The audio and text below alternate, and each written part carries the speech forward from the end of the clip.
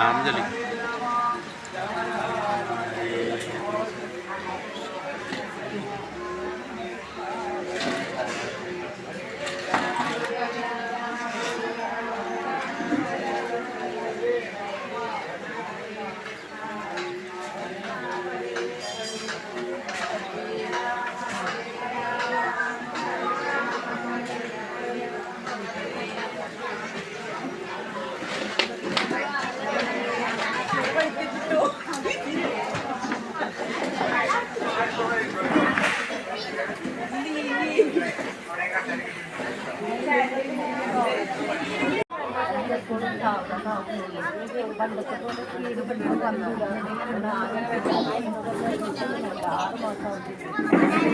നാട്ടുകാരെ എല്ലാവർക്കും എൻ്റെ വിനീതമായ നമസ്കാരം. ഇന്ന് നമ്മൾ ഇവിടെ കൂടിയിരിക്കുന്നത് കുഴിപ്പംകുളം ശ്രീ ഉമാമഹേശ്വര മഹാവിഷ്ണു ക്ഷേത്രത്തിലെ 12ാമത് പ്രതിഷ്ഠാദിന മഹോത്സവത്തോടനുബന്ധിച്ചുള്ള പൂജാകർമ്മങ്ങളിലും അതുപോലെയോടനുബന്ധിച്ചുള്ള കലാപരിപാടികൾ, ഘോഷയാത്ര, സ്വാമിജിയുടെ പൂജനീയ സ്വാമി രാമാനന്ദനാഥ ചൈതന്യ ചെറുകോട് ആഞ്ജനേയാശ്രമം ആചാര്യൻ അദ്ദേഹത്തിൻ്റെ പ്രഭാഷണം എന്നീ വിപുലമായ പരിപാടികൾ കൊണ്ടാടാൻ വേണ്ടിയാണ് നമ്മൾ ഇന്നിവിടെ കൂടിയിരിക്കുന്നത്. അതിൽ ആദ്യമായി ഞാൻ സ്വാഗതം ആശംസിക്കുകയാണ്. ഒരുപാട് തിരക്കിനിടയിലും ഇവിടെ എത്തിച്ചേർന്നിട്ടുള്ള നമ്മുടെ പൂജ്യ സ്വാമിജിയെ ഞാൻ ക്ഷേത്ര കമ്മിറ്റിയുടെ പേരിലും എൻ്റെ സ്വന്തം പേരിലും ഇവിടെ ഈ പരിപാടിയിലേക്ക് സ്വാഗതം ചെയ്യുകയാണ്. അതുപോലെ തന്നെ എല്ലാ ഭക്തജനങ്ങളെയും അതുപോലെ ഈ പരിപാടിയിലേക്ക് ഞാൻ സ്വാഗതം ചെയ്യുന്നു. പിന്നെ നമ്മുടെ ഇവിടുത്തെ ആത്മീയ ആചാര്യനും നമ്മുടെ എല്ലാവരുടെയും വഴികാട്ടിയുമായ നാരായണേട്ടനെ ഞാൻ ഈ വേദിയിലേക്ക് ഹാർദവമായി സ്വാഗതം ചെയ്യുന്നു. ഒരിക്കൽ കൂടി എല്ലാ ഭക്തജനങ്ങളെയും നല്ലൊരു പ്രഭാഷണം ശ്രവിക്കുന്നതിന് വേണ്ടി ഈ വേദിയിലേക്ക് സ്വാഗതം ചെയ്തുകൊണ്ട് പ്രഭാഷണം നടത്തുന്നതിന് വേണ്ടി ഞാൻ സ്വാമിജിയെ ക്ഷണിച്ചുകൊള്ളുന്നു. നന്ദി, നമസ്കാരം.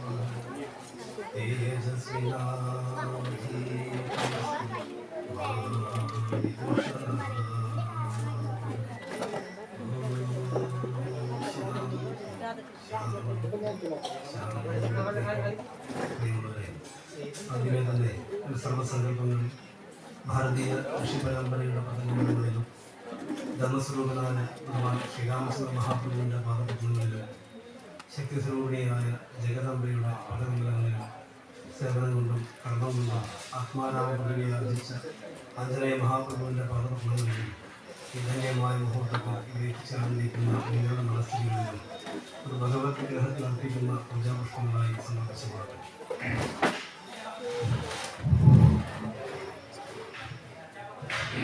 എല്ലാവർക്കും നമസ്കാരം.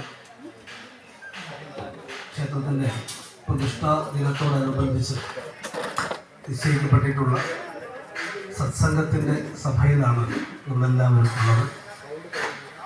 വിവിധങ്ങളായിട്ടുള്ള കാര്യപരിപാടികളൊക്കെ ക്ഷേത്രത്തിൽ നടക്കേണ്ടതായിട്ടുണ്ട്. നിശ്ചയിച്ചതിനേക്കാൾ അരമണിക്കൂർ വൈകിട്ടാണ് നമ്മളുടെ സഭ ആരംഭിക്കുന്നത്. അതുകൊണ്ട് തന്നെ നിങ്ങൾക്ക് എല്ലാവർക്കും ഭക്ഷണം കഴിക്കാനുള്ള സമയം ഏകദേശം 1 മണിക്കാണ് എന്നാണ് എൻ്റെ തോന്നൽ. അല്ലേ? 1 മണിക്ക് ഭക്ഷണം കഴിക്കണ്ടേ? വേണോ വേണോ? ഭക്ഷണം കഴിക്കണം എന്നുള്ളതൊക്കെ ദൈവമൊക്കെ എത്ര പേര് ഭക്ഷണം വേണമെന്നുണ്ട്? ഇപ്പം കൈവെക്കുന്നവർക്ക് മാത്രമേ ഭക്ഷണം തരുള്ളൂ. അത്രയും പേർക്ക് ഭക്ഷണം വേണം. എത്ര മണിക്ക് ഭക്ഷണം കഴിക്കണം? 2 മണിക്കോ? 1:30 ഭക്ഷണം കഴിച്ചാൽ മതിയോ? 1:30 ഭക്ഷണം കഴിച്ചാൽ മതി എന്നുള്ളത് കൈകോട്ടെ. അപ്പോൾ ഏതാണ് ബാക്കിയുള്ളവർക്കൊക്കെ 1:30 മുമ്പ് കഴിക്കണമെന്നാണോ 1:30 ശേഷം കഴിക്കണമെന്നാണോ? ഇപ്പോൾ 1:30 കഴിച്ചാൽ മതി എന്നുള്ളവർ 5 പേരെ കൈവയ്ക്കുന്നു. അപ്പോൾ കൈവക്കാത്ത ആളുകൾക്ക് 1:30 മുമ്പ് കഴിക്കണമെന്നാണോ 1:30 ശേഷം കഴിക്കണമെന്നാണോ ഉദ്ദേശം? 1:30 മുമ്പ് ആണോ? അല്ല, 1:30 ശേഷം. എന്തായാലും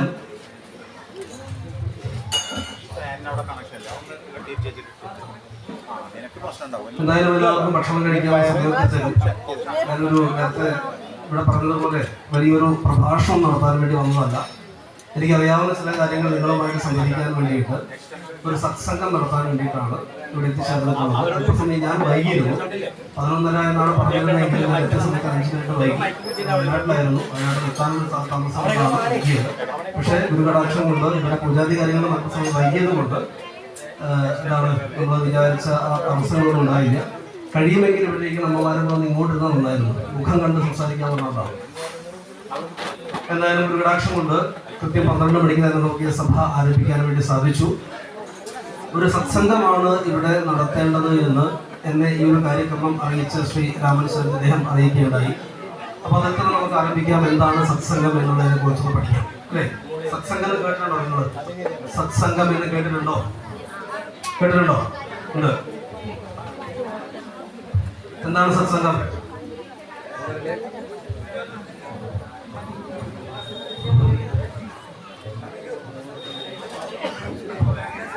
എന്നുള്ളതാണ് നമ്മൾ ചർച്ച ചെയ്യുന്ന വിഷയം.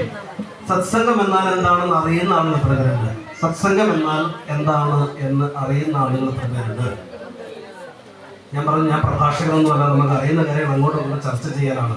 അതുകൊണ്ട് നിങ്ങൾ ഉത്തരം പറയണം.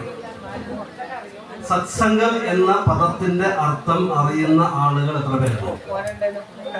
അറിയോ? അറിയുന്ന ആളെന്ന് പറയൂ. സത്സംഗം എന്ന പദത്തിന്റെ അർത്ഥം എനിക്കറിയാം എന്ന് പറയുന്നത് കേൾക്കുക. പറയൂ, എന്താണ്?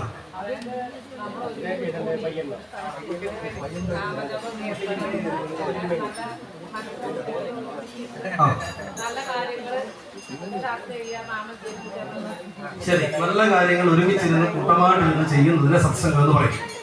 അങ്ങനെയെങ്കിൽ ദുസ്സംഗം എന്ന് പറഞ്ഞാൽ എന്താ ദുസ്സംഗം?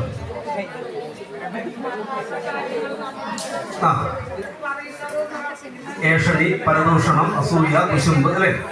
അതാണ് ദുസ്സംഗം. ആണെന്ന് ഉറപ്പാണല്ലോ.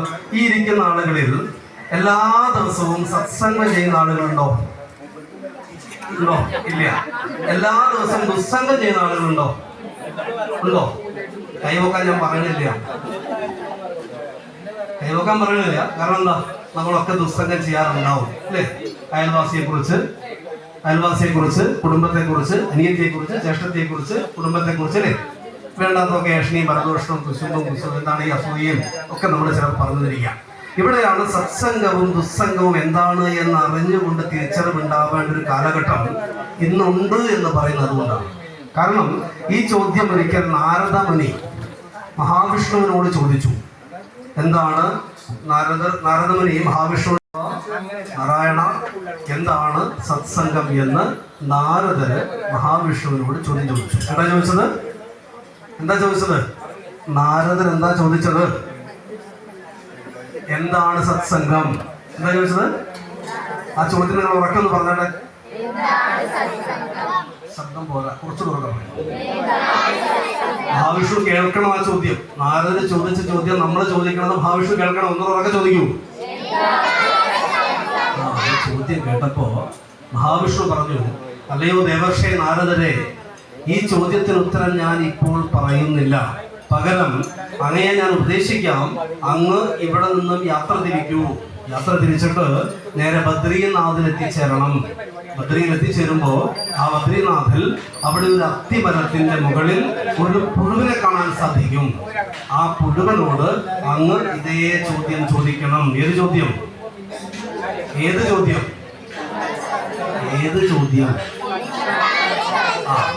ഈ ചോദ്യം പുഴുവിനോട് ചോദിക്കാൻ വേണ്ടി പറഞ്ഞു. അങ്ങനെ മഹാവിഷ്ണുവിന്റെ വാക്ക് കേട്ട നാരദര് നാരായണ നാരായണ ജപിച്ചുകൊണ്ട് അല്ലേ, നാരദ എങ്ങനെ സഞ്ചരിക്കുക, നാരായണ നാരായണ ജപിച്ചുകൊണ്ട് നേരെ ബദ്രീനാഥിലേക്ക് വെച്ച് പിടിച്ചു. അങ്ങനെ ബദ്രീനാഥിൽ എത്തിയിട്ട് മഹാവിഷ്ണു പറഞ്ഞ അത്തിമരം കണ്ടെത്തി. ആ അത്തിമരം കണ്ടെത്തിയപ്പോൾ അതിന്റെ മുകളിലതായിരിക്കുന്നു ഒരു പുഴു. ആ പുഴുവിനോട് നാരദര് ചോദിച്ചു, എന്ത് ചോദിച്ചു? കേട്ടില്ല. ബദ്രീനാഥിലെ പുഴു കേൾക്കണം. എന്താ ചോദിച്ചത്? ഈ ചോദ്യം കേട്ട ഉടനെ ആ പുഴു തല ഉയർത്തി നാരദരെ ഒന്ന് നോക്കിയതിനു ശേഷം അവിടെ പിടഞ്ഞ് വീണ് മരിച്ചു. എന്താ സംഭവിച്ചത്? ആ പുഴു അവിടെ പിടഞ്ഞ് വീണ് മരിച്ചു. നാരദർ ഉടനെ തന്നെ അവിടെ നിന്ന് തിരിച്ച് വൈകുണ്ഠത്തിലേക്ക് മഹാവിഷ്ണു സമീപത്തേക്ക് എത്തിച്ചേർന്ന് മഹാവിഷ്ണുവിനോട് സംഭവിച്ച കാര്യങ്ങളൊക്കെ പറഞ്ഞു. അല്ലയോ മഹാവിഷ്ണു പ്രഭോ, ഞാൻ ഇങ്ങനെ ചോദിച്ച സമയത്ത് ആ ചോദ്യം കേട്ട മാത്രയിൽ ആ പുഴു അവിടെ പിടഞ്ഞു വീണ് മരിച്ചു എന്ന വൃത്താന്തം നാരദ മഹാവിഷ്ണുവിനെ അറിയിച്ചു. മഹാവിഷ്ണു പുഞ്ചിരിച്ചുകൊണ്ട് നാരദരോട് പറഞ്ഞു, ശരി നാരദരെ, അങ്ങയുടെ ചോദ്യത്തിന്റെ ഉത്തരം അങ്ങേക്ക് മനസ്സിലായോ? നാരദർ പറഞ്ഞു, ഇല്ല, ഉത്തരം കിട്ടിയിട്ടില്ല. മഹാവിഷ്ണു പറഞ്ഞു, ശരി, അങ്ങൊരു കാര്യം ചെയ്യും, നേരെ അയോധ്യയിലേക്ക് പോകുള്ളൂ. അയോധ്യയിൽ വൈശ്വാനരൻ എന്ന് പറയുന്ന ഒരു ബ്രാഹ്മണന്റെ ഇല്ലത്ത് ഒരു ഗോശാലയുണ്ട്. ആ ഗോശാലയിൽ അങ്ങ് ചെല്ലുന്ന സമയത്ത് ഒരു പശുക്കിടാവ് ജനിച്ചു വീഴും, അഥവാ ഒരു പശു അവിടെ പ്രസവിക്കും. ആ പ്രസവിക്കുന്ന സമയത്ത് ജനിച്ചു വീഴുന്ന പശുക്കിടാവിനോട് അങ്ങ് ഇതേ ചോദ്യം ചോദിക്കൂ. ഏത് ചോദ്യം? ഏതാ? ആ ചോദ്യം ചോദിക്കൂ എന്ന് പറഞ്ഞു.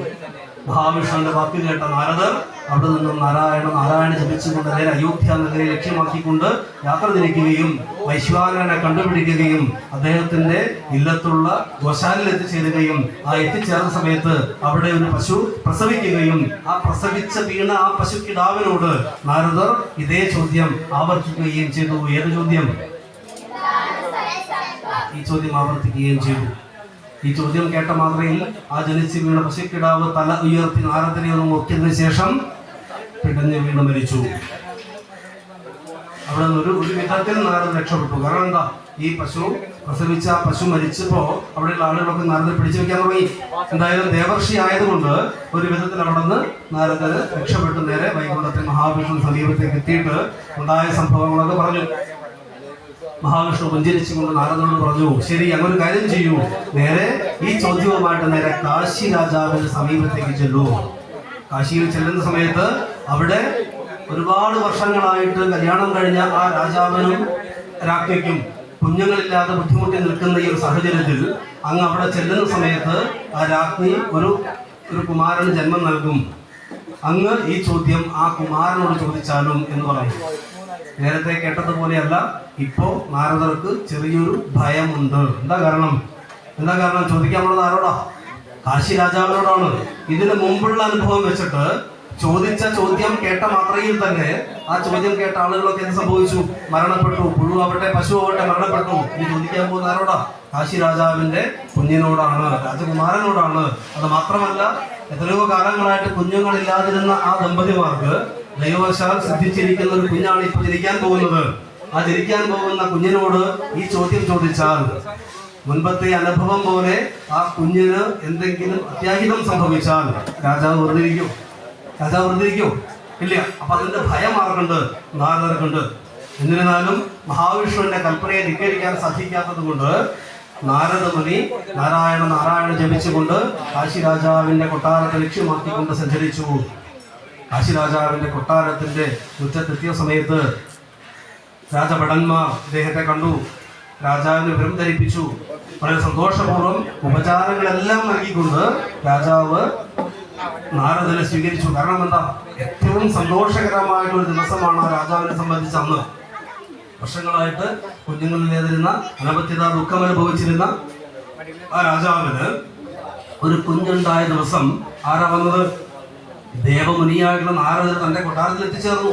ഇതിൽ പരം ആനന്ദിക്കാൻ സന്തോഷിക്കാൻ മറ്റെന്തുണ്ട് എന്ന് ആലോചിച്ചുകൊണ്ട് രാജാവ് സന്തോഷത്തോടുകൂടി ബഹുമാനത്തോടുകൂടി ഉപചാരങ്ങളോടുകൂടി നാരദരെ ആനയിച്ച് തന്റെ കൊട്ടാരത്തിലേക്ക് എത്തിക്കുകയും യഥോചിതം ഇരിക്കാനുള്ള വ്യവസ്ഥ, വിശ്രമിക്കാനുള്ള വ്യവസ്ഥ, ഭക്ഷണങ്ങൾ എന്തെല്ലാമാണോ കൊടുക്കാൻ സാധിക്കുന്നത്, എന്തെല്ലാമാണോ ഉപചാരങ്ങൾ നൽകേണ്ടത്, അതെല്ലാം നൽകിക്കൊണ്ട് നാരദരെ പൂജിച്ചു. എന്നാൽ നാരദരുടെ മനസ്സിൽ സന്തോഷം ഉണ്ടാകുമോ? നാരദരുടെ മനസ്സിൽ എന്താ ഉണ്ടാവുക? ഭയമുണ്ട്. കാരണം എന്താ? ഒരു ചോദ്യം ചോദിക്കാനുണ്ട്. ഏതാ ചോദ്യം? മറന്നുപോയോ? ചോദ്യം എന്താണ്? അപ്പൊ നിങ്ങൾ ഇടയ്ക്ക് എവിടെ പോയി? ഇടയ്ക്ക് മറന്നുപോയല്ലോ. ചോദ്യം എന്താ? ഈ ചോദ്യം ചോദിച്ചാൽ ഇതിനു മുമ്പുണ്ടായിട്ടുള്ള അനുഭവങ്ങൾ എന്താ? ചോദ്യം കേട്ട മാത്രയിൽ കേട്ട ആളുകൾ മരണപ്പെട്ടിട്ടുണ്ട്. ഇവിടെ ആ കുഞ്ഞിനോട് ചോദിക്കുമ്പോൾ കുഞ്ഞിന് എന്തെങ്കിലും സംഭവിച്ചാൽ തന്റെ ഗതി എന്തായിരിക്കുമെന്ന് ആലോചിച്ച് ഭയത്തോടു കൂടിയാണ് നാരദരിയിരിക്കുന്നത്. എന്തായാലും രാജാവ് തന്റെ ആ പൊന്നോമന കിടാവിനെ നാരദന്റെ മടിയിലേക്ക് വെച്ചു കൊടുത്ത് പറഞ്ഞു, അല്ലയോ ദേവർഷി, അങ്ങ് അനുഗ്രഹിച്ചാലും. ആ കുഞ്ഞിനെ ചേർത്ത് പിടിച്ചുകൊണ്ട് നാരദന് കണ്ണടച്ച് പതുക്കെ ചെവിയിൽ ചോദിക്കുന്നു. എന്താ ചോദിക്കുന്നത്? ഈ ചോദ്യം ചോദിച്ചിട്ട് നാരദന് പതുക്കെ കണ്ണ് തുറന്നു നോക്കുക. കാരണം കുഞ്ഞിന് എന്തെങ്കിലും സംഭവിച്ചെന്നുള്ള ഭയത്തോടു കൂടി പതുക്കെ കണ്ണ് തുറന്നു നോക്കുന്ന സമയത്ത് ആ കുഞ്ഞ് പുഞ്ചിരിച്ചുകൊണ്ട് നാരദരോട് മറുപടി പറയുന്നു. ആ കുഞ്ഞ് പറഞ്ഞു, അല്ലയോ നാരദരെ, അങ്ങേക്ക് ഇനിയും സത്സംഗം എന്താണെന്ന് മനസ്സിലായില്ലേ? എന്താ ചോദിച്ചത്? അങ്ങേക്ക് ഇനിയും സത്സംഗം എന്താണ് എന്ന് മനസ്സിലായില്ലേ? ഇത് കണ്ട് അത്ഭുതത്തോടു കൂടി നാരദർ ആ കുഞ്ഞിനോട് ചോദിച്ചു, എന്താണ് ഇങ്ങനെ പറയുന്നത്? എനിക്കൊന്നും മനസ്സിലാവുന്നില്ല. എന്താണ് ഇങ്ങനെ പറയുന്നത്? എനിക്കൊന്നും മനസ്സിലാവുന്നില്ല. അതിന് മറുപടിയായിട്ട് ആ കുഞ്ഞ് പറയുകയാണ്, ഞാൻ എൻ്റെ പ്രാരബ്ധങ്ങൾ കൊണ്ട്, കർമ്മദോഷങ്ങൾ കൊണ്ട് ഞാനൊരു പുഴുവായിരുന്നു. ആരായിരുന്നു? ഞാനൊരു പുഴുവായിരുന്നു. ബദ്രീനാഥിലുള്ള ഒരു അത്തിമരത്തിന്റെ പൊത്തിൽ ഞാൻ എൻ്റെ കർമ്മപ്രാരബ്ധവും വഹിച്ചുകൊണ്ട് പുഴുവായിട്ടിരിക്കുന്ന സമയത്ത് അങ്ങ് എൻ്റെ മുമ്പിൽ വന്ന് എന്നോടൊരു ചോദ്യം ചോദിച്ചു. എന്ത് ചോദ്യം? എന്താണ് സത്സംഗം എന്ന ചോദ്യം ചോദിച്ചു. ആ സത്സംഗം എന്നുള്ള പദം ഞാൻ കേട്ടപ്പോൾ അങ്ങയോടുള്ള സംഘം കൊണ്ട്, അങ്ങയോടുള്ള കൂടിച്ചേരൽ കൊണ്ട് എനിക്ക് മോക്ഷം ലഭിച്ച് ഞാൻ അടുത്ത ജന്മത്തിൽ അയോധ്യയുള്ള വൈശ്വാനരന്റെ ഇല്ലത്ത് ഒരു പശുക്കിടാവായിട്ട് ജനിച്ചു. അങ്ങ് അവിടെയും വന്നിട്ട് എന്നോട് എന്ത് ചോദിച്ചു? ഇതേ ചോദ്യം ചോദിച്ചു. ഏത് ചോദ്യം? എന്താണ് സത്സംഗം എന്ന ചോദ്യം ചോദിച്ചു. ആ സത്സംഗം എന്ന പദം കേട്ടതിലൂടെ അങ്ങയോടുള്ള സംഘം കൊണ്ട് എനിക്ക് ഏറ്റവും ശ്രേഷ്ഠമായിട്ടുള്ള മനുഷ്യജന്മം ലഭിച്ചു. അതും കാശി രാജാവിന്റെ മകനായിട്ട് എനിക്ക് രാജകുമാരനായിട്ട് ജന്മം ലഭിച്ചു.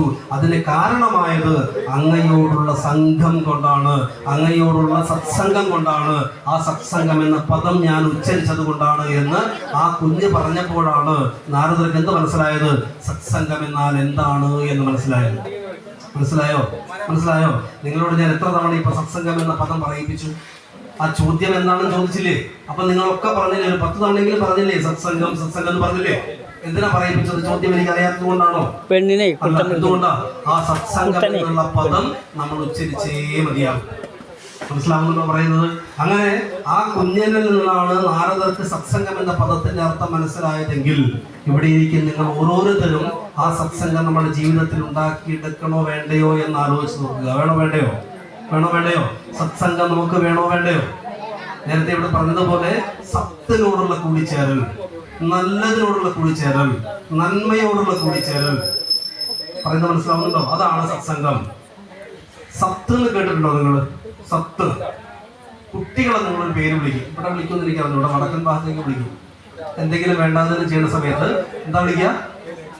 ആ സത്ത് വിളിക്കാറില്ലേ? വിളിക്കുന്ന അമ്മമാരുണ്ടെങ്കിൽ ഇന്ന് ഈ നിമിഷം നിർത്തുക, അങ്ങനെ വിളിക്കരുത്. കാരണം സത്ത് എന്ന് പറഞ്ഞാൽ ഈശ്വര ചൈതന്യം. കരിമ്പിന്റെ സത്ത് എന്ന് കേട്ടിട്ടില്ലേ? ഉണ്ടോ? കരിമ്പിന്റെ സത്ത് എന്താണ്? ആ കരിമ്പിനെ പിഴിയുമ്പോൾ അതിന്റെ അകത്ത് കിട്ടുന്ന ഏറ്റവും ഉള്ളിലുള്ള സാധനം. അപ്പൊ സത്ത് എന്ന് പറയുന്നതിന്റെ അകത്തുള്ളതിനാണ് സത്ത് എന്ന് പറയാം. മനസ്സിലാവുന്നുണ്ടോ? തമിഴ്നാട്ടുകാർ പറയും സത്ത് പോയി. നമ്മളത് സത്ത് പോയി എന്നല്ല അതിന്റെ അർത്ഥം. സത്ത് പോയി. നമ്മുടെ ഉള്ളിലുള്ള സത്ത്. നമ്മുടെ ഉള്ളിലുള്ള സത്ത് എന്താ? ഈശ്വരൻ, ബ്രഹ്മം, ആത്മാവ്, ചൈതന്യം. നമ്മുടെ ഉള്ളിലുള്ള ചൈതന്യത്തിനെയാണ് എന്ത് പറയുന്നത്? ഈശ്വരൻ. നമ്മുടെ ഉള്ളിലുള്ള ചൈതന്യത്തിനാണ് എന്ത് പറയുന്നത്? ഈശ്വരൻ. നമ്മുടെ ഉള്ളിലുള്ള ചൈതന്യത്തിനാണ് എന്ത് പറയുന്നത്? ആത്മാവ്. പറയുന്നത് മനസ്സിലാവുന്നുണ്ടോ? ആ ആത്മാവിനെ, ആ ചൈതന്യത്തിനെയാണ് സത്ത് എന്ന് പറയുന്നത്. ഞാൻ മരിച്ചാൽ ഞാൻ ചത്തുപോയി എന്ന് പറഞ്ഞാൽ എന്റെ ഉള്ളിലുള്ള സത്ത് പോയി. മനസ്സിലാവുന്നുണ്ടോ? അപ്പൊ എന്റെ ഉള്ളിലുള്ള സത്താണ് ഈശ്വരൻ. ആ ഈശ്വരാംശം പോയി എന്നതാണ് ഞാൻ ചത്തുപോയി എന്ന പദം കൊണ്ട് അർത്ഥമാക്കുന്നതെങ്കിൽ നമ്മുടെ കുഞ്ഞുങ്ങളോട് അസത്തയെ എന്ന് വിളിച്ചാൽ അതിൻ്റെ അർത്ഥം അവൻ്റെ ഉള്ളിലുള്ള സത്തില്ല, ഈശ്വരനില്ല, അവൻ നന്മയുള്ളവനല്ല എന്നാണ് അർത്ഥം. പറഞ്ഞു മനസ്സിലായോ? അതുകൊണ്ട് അസത്ത് എന്ന് വിളിക്കാതിരിക്കുക, അസത്ത് എന്ന് വിളിക്കാതിരിക്കുക. ഞാൻ പറഞ്ഞു വന്നത് സത്സംഗം എന്നാൽ ഈശ്വരനോടുള്ള കൂടിച്ചേരൽ, നന്മയോടുള്ള കൂടിച്ചേരൽ, നല്ലതിനോടുള്ള കൂടിച്ചേരൽ എന്നെല്ലാം തന്നെ അർത്ഥമാക്കേണ്ടതുണ്ട്. മനസ്സിലായല്ലോ? ഒരു ക്ഷേത്ര പ്രതിഷ്ഠാദിനം നടക്കുന്ന സമയത്ത് വിവിധങ്ങളായിട്ടുള്ള ചടങ്ങുകൾ ക്ഷേത്ര അന്തരീക്ഷത്തിൽ ക്ഷേത്ര ചൈതന്യ വർധനവിന് വേണ്ടിയിട്ട് നടക്കുന്നു. വിശേഷിച്ച് ഞാനിപ്പോൾ മനസ്സിലാക്കുന്നത് ഇവിടെ 12ാമത്തെ വാർഷികമാണെന്നാണ് അല്ലേ. 12 എന്ന് പറഞ്ഞൊരു വ്യാഴവട്ടം പൂർത്തിയാക്കി കഴിയുമ്പോൾ ഒരു ക്ഷേത്രത്തിൽ നടത്തേണ്ടതായിട്ടുള്ള ഏറ്റവും പ്രധാനപ്പെട്ട ചടങ്ങുകൾ ക്ഷേത്ര ചൈതന്യ വർധനവിന് നടക്കുന്നു. അത് ക്ഷേത്ര ചൈതന്യ വർധനവ് നടക്കുന്നതോടൊപ്പം തന്നെ അതിനെ ആശ്രയിച്ച് ആ ക്ഷേത്രത്തിന്റെ ദേശത്ത് താമസിക്കുന്ന നമ്മൾ ഓരോരുത്തരുടെയും ഉള്ളിൽ എന്ത് നടക്കണം? ഈ ചൈതന്യ വർധനം നടക്കണം. വേണോ വേണ്ടയോ? ക്ഷേത്രത്തിന്റെ ചൈതന്യം വർദ്ധിക്കുന്നതോടൊപ്പം തന്നെ നമ്മുടെ ഉള്ളിലുള്ള എന്ത് വർദ്ധിക്കണം? ചൈതന്യവും വർദ്ധിക്കണം. അപ്രകാരത്തിൽ ചൈതന്യ വർധനവിന് ക്ഷേത്ര ഉത്സവങ്ങൾ നടക്കുമ്പോൾ, ക്ഷേത്ര പ്രതിഷ്ഠാ ദിനങ്ങൾ നടക്കുമ്പോൾ നിർബന്ധമായിട്ടും സത്സംഗങ്ങൾ ഉണ്ടായിരിക്കണം. ആ സത്സംഗം ഉണ്ടായിരിക്കേണ്ടതിന്റെ ആവശ്യകത നമ്മുടെ ഉള്ളിലുള്ള ചൈതന്യത്തെ വർദ്ധിപ്പിക്കാനാണ്. മനസ്സിലായോ?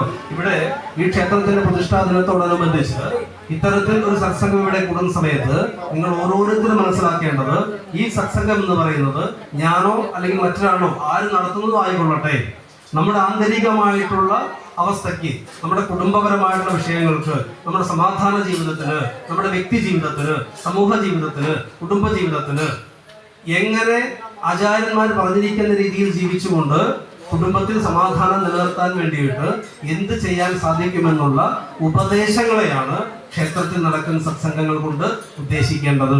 മനസ്സിലായോ? നോക്കൂ, ഇവിടെ നമ്മൾ ഇത്ര പേര് കൂടിയിരുന്നു. ഈ ക്ഷേത്രം ഉമാമഹേശ്വര മഹാവിഷ്ണു ക്ഷേത്രമാണ്. ആരാ ഉമാമഹേശ്വരൻ എന്ന് പറഞ്ഞാൽ? ആരാണ് ഉമാമഹേശ്വരൻ? ശിവനും പാർവതി അല്ലേ? ഈ ശിവപാർവതിമാരുടെ സങ്കല്പം ഒരു ഹൈന്ദവ സനാതന ധർമ്മ സംസ്കൃതിയിൽ വിശ്വസിക്കുന്ന വ്യക്തിയെ സംബന്ധിച്ച് അവന്റെ മാതൃകാ കുടുംബത്തിന്റെ അടിത്തറയാണ്. പറഞ്ഞു മനസ്സിലായോ? നിങ്ങളെല്ലാം കുടുംബത്തിൽ ജീവിക്കുന്ന ആളുകളല്ലേ? ഒരു കുടുംബം എന്ന് പറഞ്ഞാൽ ആരൊക്കെയുണ്ട്? ഒരു കുടുംബം എന്ന് പറഞ്ഞാൽ എന്താ? കുടുംബം എന്ന പദത്തിന് അർത്ഥം എന്താണ്? ഞാൻ അതിനെ അംഗീകരിക്കില്ല. പലരും പറയാറുണ്ട് കൂടുമ്പോൾ ഇമ്പമുള്ളതാണ് കുടുംബം എന്ന്. പക്ഷേ അതിൽ ചെറിയൊരു പദം കൂടെ കൂട്ടിച്ചേർത്ത് കൊണ്ടുവേണം പറയാൻ എൻ്റെ അഭിപ്രായം. കൂടുമ്പോൾ ഇമ്പമുള്ളതെല്ലാം കുടുംബമാണെങ്കിൽ, ഞാനൊരു ചെറിയ ഉദാഹരണം പറയാം. വൈകുന്നേരം ചില ആളുകൾ പണിയൊക്കെ കഴിഞ്ഞത് കൂടും അല്ലേ? ഈ നാട്ടിലൊക്കെ ഉണ്ടോ അങ്ങനെ? വൈകുന്നേരം പണിയൊക്കെ കഴിഞ്ഞിട്ട് കൂലി കിട്ടി കഴിയുമ്പോഴേ കൂടുതലുണ്ട്. അങ്ങനെ കൂടുമ്പോൾ ഇമ്പം ഉണ്ടാവുന്നുണ്ട്, അവർക്കൊരു ഇമ്പം ഉണ്ടാവുന്നുണ്ട്. അത് കുടുംബമാണോ? ചോദ്യം നമ്പർ 1. രണ്ടാമതൊരു ചോദ്യം, ഏഷണി പരദോഷം പറയാൻ വേണ്ടി അമ്മമാരൊക്കെ ഒന്ന് കൂടും അല്ലേ? ഒഴിവിട്ടുള്ള സമയത്ത് അവനുണ്ടല്ലോ അങ്ങനെയാ, അവനുണ്ടല്ലോ അങ്ങനെയാ, അപ്പോഴും കൂടുമ്പോൾ ഒരു ഇമ്പം ഉണ്ടാവുന്നുണ്ട്. അത് കുടുംബമാണോ? അല്ല. കൊട്ടേഷൻ പോകുന്ന ആളുകൾ, ഒരാളെ കാല് വെട്ടാനോ കൈ വെട്ടാനോ അടി ഉണ്ടാക്കാനൊക്കെ പോകുന്ന ആളുകൾ, അവരും കൂട്ടുകൂടിയിട്ടാണ് പോണത്. അത് കുടുംബമാണോ? അല്ല. അപ്പോൾ കൂടുമ്പോൾ ഇമ്പമുണ്ടാകുന്നതാണെന്ന് കുടുംബം എന്ന് പറയുന്നതിന്റെ കൂടെ ഒരു പദം കൂടെ ചേർക്കണം. ധർമ്മ സംസ്കൃതിയിൽ അടിയുറച്ചു നിന്നുകൊണ്ട്, എന്താണ്? ധർമ്മത്തിൽ അടിയുറച്ചു നിന്നുകൊണ്ട് കൂടുമ്പോൾ എങ്ങനെയാണോ ഇമ്പം ഉണ്ടാകുന്നത് അത് കുടുംബം. ശരിയോ തെറ്റോ? അങ്ങനെ ധർമ്മത്തിൽ അടിയുറച്ചു നിന്ന് കൂടുമ്പോഴുള്ള ഇമ്പമാണ് കുടുംബമെങ്കിൽ, ഒരു കുടുംബത്തിൽ അച്ഛൻ, അമ്മ, മകൻ, മകൾ എന്നാണെന്ന് വിചാരിക്കും. കൂട്ടുകുടുംബം ഒന്നും പോയില്ലല്ലോ അല്ലെ? എന്തായാലും ഒരു 4 പേരെ നമ്മൾ ഉദാഹരണം എടുക്കുക. അച്ഛൻ, അമ്മ, മകൻ, മകൾ. ഈ 4 പേര് കൂടുമ്പോൾ ആ കുടുംബത്തിൽ ഇമ്പം ഉണ്ടാകണമെങ്കിൽ അച്ഛൻ അച്ഛന്റെ ധർമ്മം അനുഷ്ഠിച്ചിരിക്കണം. ശരിയോ തെറ്റോ? അമ്മ അമ്മയുടെ ധർമ്മം അനുഷ്ഠിച്ചിരിക്കണം. ശരിയോ തെറ്റോ? മകൻ മകന്റെ ധർമ്മം അനുഷ്ഠിക്കണം, മകൾ മകളുടെ ധർമ്മം അനുഷ്ഠിക്കണം, സഹോദരൻ സഹോദര ധർമ്മം അനുഷ്ഠിക്കണം, സഹോദരി സഹോദരി ധർമ്മം അനുഷ്ഠിക്കണം. ശരിയാണോ തെറ്റാണോ? ആലോചിച്ച് നോക്കുക. അപ്പൊ ഒരു കുടുംബത്തിൽ ആരെല്ലാം ഉണ്ട്, ആ കുടുംബത്തിലുള്ള വ്യക്തികൾ അവരവരുടെ ധർമ്മം കൃത്യമായിട്ട് അനുഷ്ഠിക്കുമ്പോൾ മാത്രമേ എന്താവുന്നുള്ളൂ? അത് കുടുംബമാവുള്ളൂ. പറഞ്ഞ് മനസ്സിലായോ?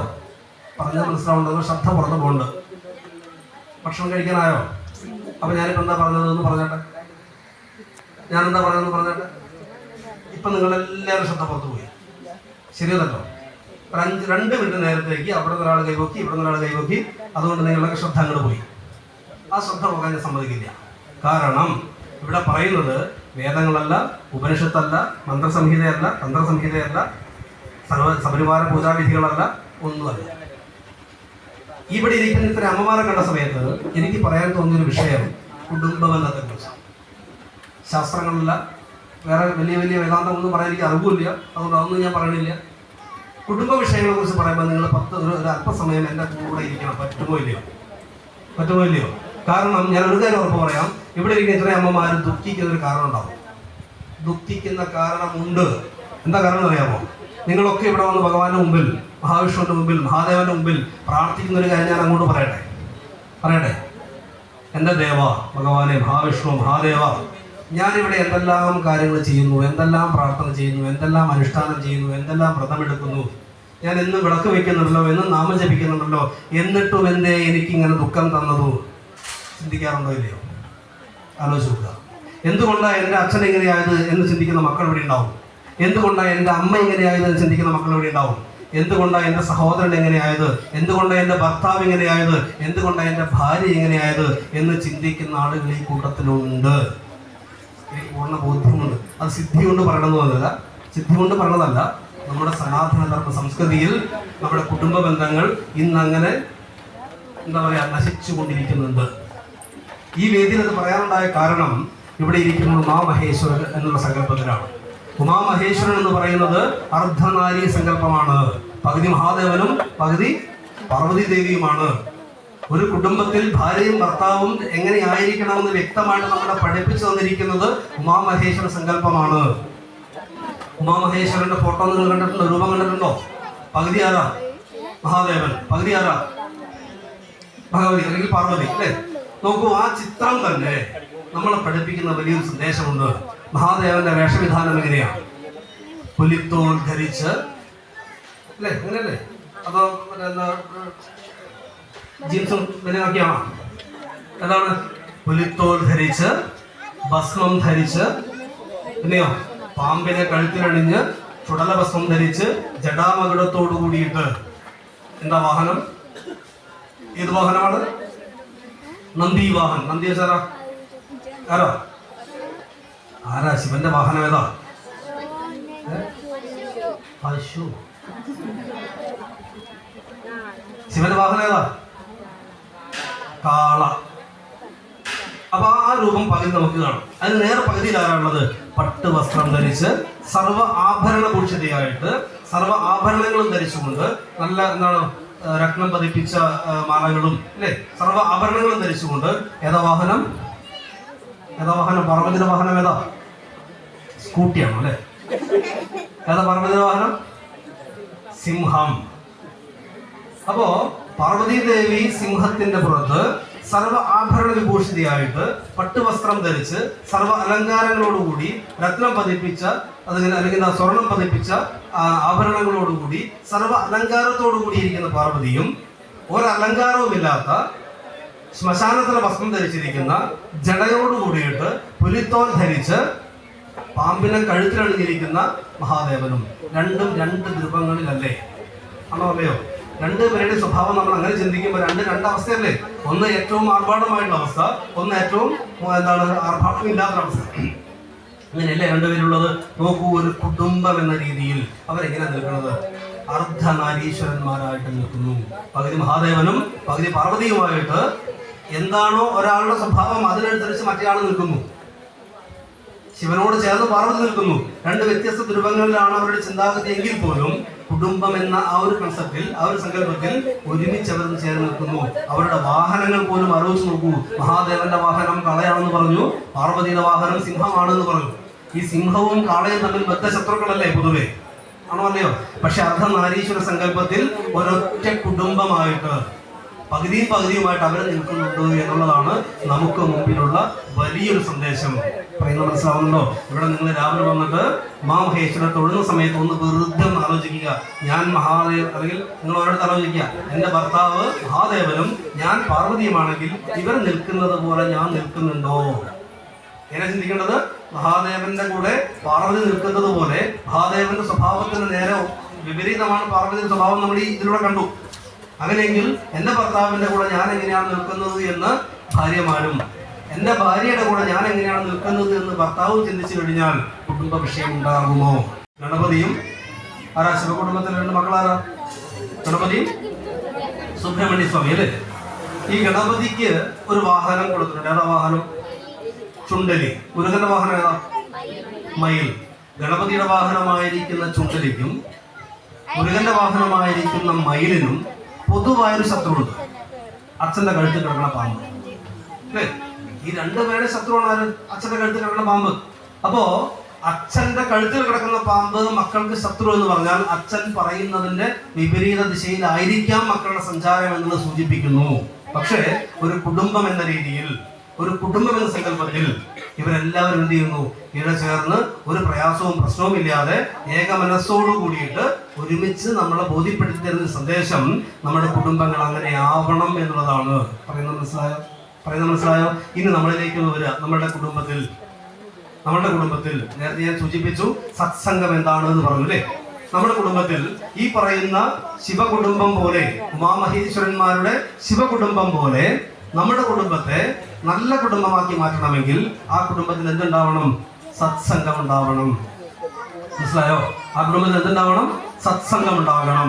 സത്സംഗം ഉണ്ടാകണം എന്നതുകൊണ്ട് ഉദ്ദേശിക്കുന്നത് നമ്മുടെ സംസ്കാരത്തെക്കുറിച്ച്, നമ്മുടെ രീതിയെക്കുറിച്ച്, കുടുംബ ബന്ധങ്ങളുടെ കെട്ടുറപ്പിനെ കുറിച്ച്, അച്ഛന്റെ ധർമ്മത്തെക്കുറിച്ച് അച്ഛനോടും അമ്മയുടെ ധർമ്മത്തെക്കുറിച്ച് അമ്മയോടും എന്ന് വേണ്ട ഒരു കുടുംബത്തിൽ എന്തെല്ലാം കാര്യങ്ങളാണോ അനുഷ്ഠിക്കേണ്ടത്, എന്തെല്ലാം കാര്യങ്ങളാണോ അനുഷ്ഠിക്കാൻ പാടില്ലാത്തത്, ഇത് ആര് മനസ്സിലാക്കണം? ആ കുടുംബത്തിലെ ആളുകൾ മനസ്സിലാക്കണ്ടേ? അച്ഛൻ എന്ത് ചെയ്യണമെന്നും എന്ത് ചെയ്യരുതെന്ന് ആര് മനസ്സിലാക്കണം? അച്ഛൻ മനസ്സിലാക്കണ്ടേ? വേണ്ടയോ? അമ്മ എന്ത് ചെയ്യണം എന്ത് ചെയ്യരുതെന്ന് അമ്മ മനസ്സിലാക്കണം. സഹോദരൻ എന്ത് ചെയ്യണം ചെയ്യരുത് എന്ന് സഹോദരനും, സഹോദരി എന്ത് ചെയ്യണം ചെയ്യരുത് എന്ന് സഹോദരിയും മനസ്സിലാക്കിയാൽ, അറിഞ്ഞാൽ, അത് അനുഷ്ഠിച്ചാൽ ആ കുടുംബത്തിൽ എന്തുണ്ടാകും? സന്തോഷവും സമാധാനവും നിലനിൽക്കും. ഇല്ലാത്തിടത്തോളം കാലം, അത് മനസ്സിലാക്കാത്തിടത്തോളം കാലം, അച്ഛൻ അച്ഛന്റെ ധർമ്മം അനുഷ്ഠിക്കാത്തിടത്തോളം കാലം, അമ്മ അമ്മയുടെ ധർമ്മം അനുഷ്ഠിക്കാത്തിടത്തോളം കാലം, സഹോദരന്മാർ അവരുടെ ധർമ്മം അനുഷ്ഠിക്കാത്തിടത്തോളം കാലം ആ കുടുംബത്തിൽ ഒരു കാരണവശാലും സമാധാനം ഉണ്ടാവുകയില്ല. പറയുന്നത് മനസ്സിലായോ? ഈ ഇരിക്കുന്ന എത്ര ആളുകൾക്ക് കുടുംബത്തിൽ സമാധാനം വേണ്ട എന്ന് ആഗ്രഹിക്കുന്നവരുണ്ട്? സമാധാനം വേണ്ട എന്ന് ആഗ്രഹിക്കുന്നവരുണ്ടെങ്കിൽ ഒന്ന് കൈമുക്കേട്ടെ കാണട്ടെ. അപ്പൊ എല്ലാവർക്കും സമാധാനം വേണമല്ലോ, ഉറപ്പല്ലേ? വേണ്ടെന്ന് ആർക്കും പറയുന്നില്ലല്ലോ അല്ലെ? കുടുംബത്തിൽ സമാധാനം വേണമെന്ന് ആഗ്രഹിക്കുന്ന നിങ്ങൾ എത്ര പേര് രാമായണം പഠിച്ചിട്ടുണ്ടോ? നമ്മൾ കണ്ടിട്ടുള്ള രാമായണം എന്താണെന്നറിയാമോ? നമ്മൾ പഠിച്ച രാമായണം പൂർണ്ണ ഗർഭിണിയായ സീതയെ കാട്ടിൽ ഉപേക്ഷിച്ച ദുഷ്ടനാണ് രാമൻ. അതേ നമുക്കറിയും അല്ലേ? നമ്മൾ പഠിച്ച രാമൻ അതാണ്. പൂർണ്ണ ഗർഭിണിയായ സീതയെ കാട്ടിൽ ഉപേക്ഷിച്ച ദുഷ്ടനാണ് രാമനെ നമ്മൾ പഠിച്ചിട്ടുണ്ട്. പക്ഷെ രാമായണത്തിലൂടെ പങ്കുവെക്കുന്ന വലിയൊരു കുടുംബ സന്ദേശമുണ്ട്. രാമൻ എന്ന മകൻ എങ്ങനെയാണ് യഥാർത്ഥ മകനായത് എന്ന് രാമായണം നമ്മളെ പഠിപ്പിക്കുന്നു. രാമൻ എന്ന പിതാവ് എങ്ങനെയാണ് യഥാർത്ഥ പിതാവിന്റെ ധർമ്മം അനുഷ്ഠിച്ചത് എന്ന് രാമായണം നമ്മളെ പഠിപ്പിക്കുന്നു. രാമന്റെ അമ്മയായിട്ടുള്ള കൗസല്യ എങ്ങനെയാണ് നല്ല അമ്മയായിട്ട് മാതൃകയായിട്ട് കാണിച്ചതെന്ന് രാമായണം പഠിപ്പിക്കുന്നു. നല്ല അച്ഛൻ എങ്ങനെയാണ് എന്ന് ദശരഥൻ പഠിപ്പിക്കുന്നു. നല്ല സഹോദരന്മാർ എങ്ങനെയായിരിക്കണമെന്ന് ഭരതനും ലക്ഷ്മണനും ശത്രുഘ്നനും നമ്മളെ പഠിപ്പിക്കുന്നു. നല്ല സുഹൃത്ത് എങ്ങനെയായിരിക്കണമെന്ന് സുഗ്രീവൻ നമ്മളെ പഠിപ്പിക്കുന്നു. മറ്റു കുലത്തിൽ ജനിച്ച ആളാണെങ്കിലും എങ്ങനെയാണ് ഏറ്റവും നല്ലൊരു സഹോദരനെ പോലെ ഒരു അന്യൻ സഹോദരനായിട്ട് മാറേണ്ടത് എന്ന് വിഭീഷണൻ നമ്മളെ പഠിപ്പിക്കുന്നു.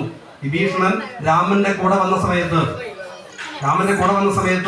ഞാൻ അങ്ങയുടെ കൂടെ യുദ്ധം ചെയ്യാൻ തയ്യാറാണെന്ന് പറഞ്ഞ സമയത്ത് രാമന്റെ കൂടെയുള്ള മുഴുവൻ ആളുകളും പറഞ്ഞു അയാൾ രാവണന്റെ അനിയനാണ്, അയാള് രാവണന്റെ അനിയനാണ്, നമ്മളെ ചതിക്കാൻ വേണ്ടി വന്നതായിരിക്കും, അതുകൊണ്ട് കൂടെ കൂട്ടണ്ടെന്ന് പറഞ്ഞപ്പോ ആഞ്ജനേയ സ്വാമി രാമനോട് പറഞ്ഞു, ജാതി നാമാദികൾക്കല്ല ഗുണഗണ ഭേദം എന്നത്രേ ബുദ്ധന്മാരുടെ മതം. എന്താ പറഞ്ഞത്?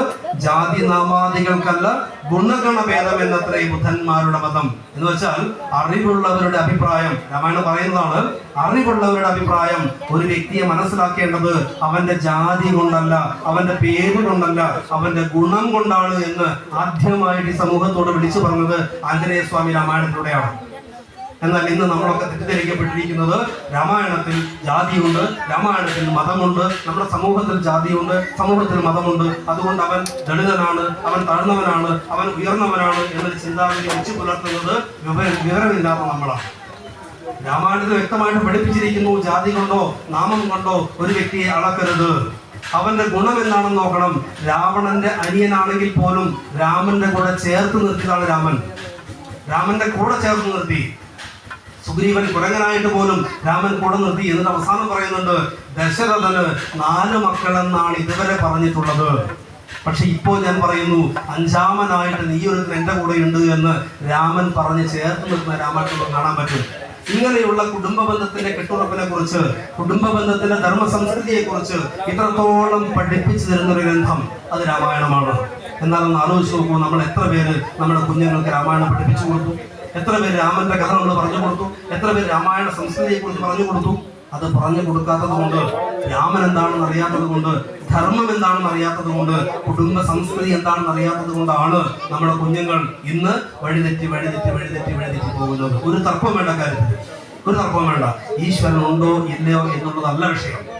ഈശ്വരനുണ്ടോ ഇല്ലയോ എന്നുള്ളതല്ല വിഷയം. മറിച്ച് ആ ഈശ്വരന്റെ സങ്കല്പം കൊണ്ട് പൂർവ്വസൂരികളായിട്ടുള്ള ആചാര്യന്മാർ നമുക്ക് തന്നിരിക്കുന്ന ഒട്ടനവധി ഗ്രന്ഥങ്ങളുണ്ട്, ഒട്ടനവധി അറിവുകളുണ്ട്. രാമന്റെ കഥകളിലൂടെ, കൃഷ്ണന്റെ കഥകളിലൂടെ, ദേവിയുടെ കഥകളിലൂടെ, ദേവന്റെ കഥകളിലൂടെ ഒട്ടനവധി കാര്യങ്ങൾ നമ്മെ പഠിപ്പിക്കുന്നതിന് വേണ്ടിയിട്ട് ആചാര്യന്മാർ തന്നിട്ടുണ്ട്. എന്നാൽ നമ്മളതൊന്നും തുറന്നു നോക്കില്ല, നമ്മളതൊന്നും മറിച്ചു നോക്കില്ല. നമ്മൾ പറയും അതൊക്കെ അന്ധവിശ്വാസമാണ്,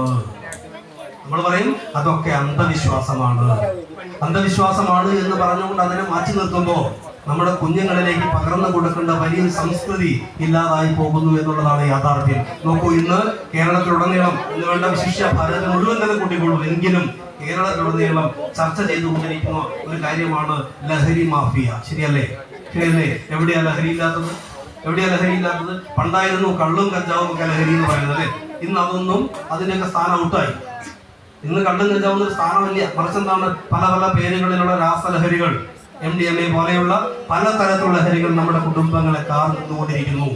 വണ്ടൂര് ചെറുകോട് ആശ്രമം സ്ഥാപിച്ച് 4 വർഷമായിട്ടുള്ളൂ. ഈ 4 വർഷത്തിനിടയിൽ 250ഓളം കുടുംബ വിഷയങ്ങൾ എനിക്ക് സംസാരിക്കേണ്ടി വന്നിട്ടുണ്ട്. അതിൽ തന്നെ 99% വിഷയങ്ങളും ലഹരിക്ക് അടിമപ്പെട്ട കുഞ്ഞുങ്ങളുടെ കാര്യങ്ങളാണ്. ലഹരിക്ക് അടിമപ്പെട്ട കുഞ്ഞുങ്ങൾ എന്ന് പറയുമ്പോൾ നിങ്ങൾ വിചാരിക്കും വലിയ ആളുകളാണ്. 6ാം ക്ലാസ്സിലും 7ാം ക്ലാസ്സിലും 8ാം ക്ലാസ്സിലും പഠിക്കുന്ന പെൺകുട്ടികൾ ഉൾപ്പെടെ, ശ്രദ്ധിക്കുക, 6ാം ക്ലാസ്സിലും 7ാം ക്ലാസ്സിലും 8ാം ക്ലാസ്സിലും പഠിക്കുന്ന പെൺകുട്ടികൾ ഉൾപ്പെടെ വിവിധ തരത്തിലുള്ള ലഹരിക്ക് അടിമപ്പെട്ടുകൊണ്ട് അവർക്കതൊരു പാഷനായി മാറിയിട്ടുണ്ട്. കാരണം ഫ്രണ്ട്സ് എല്ലാം കൂടെ മദ്യപിക്കുന്നു, ഞാൻ മദ്യപിച്ചില്ലെങ്കിൽ ഞാൻ മോശക്കാരിയാകുമെന്നുള്ള ചിന്ത. ഞാൻ ചെറിയൊരു കഥ പറയാം.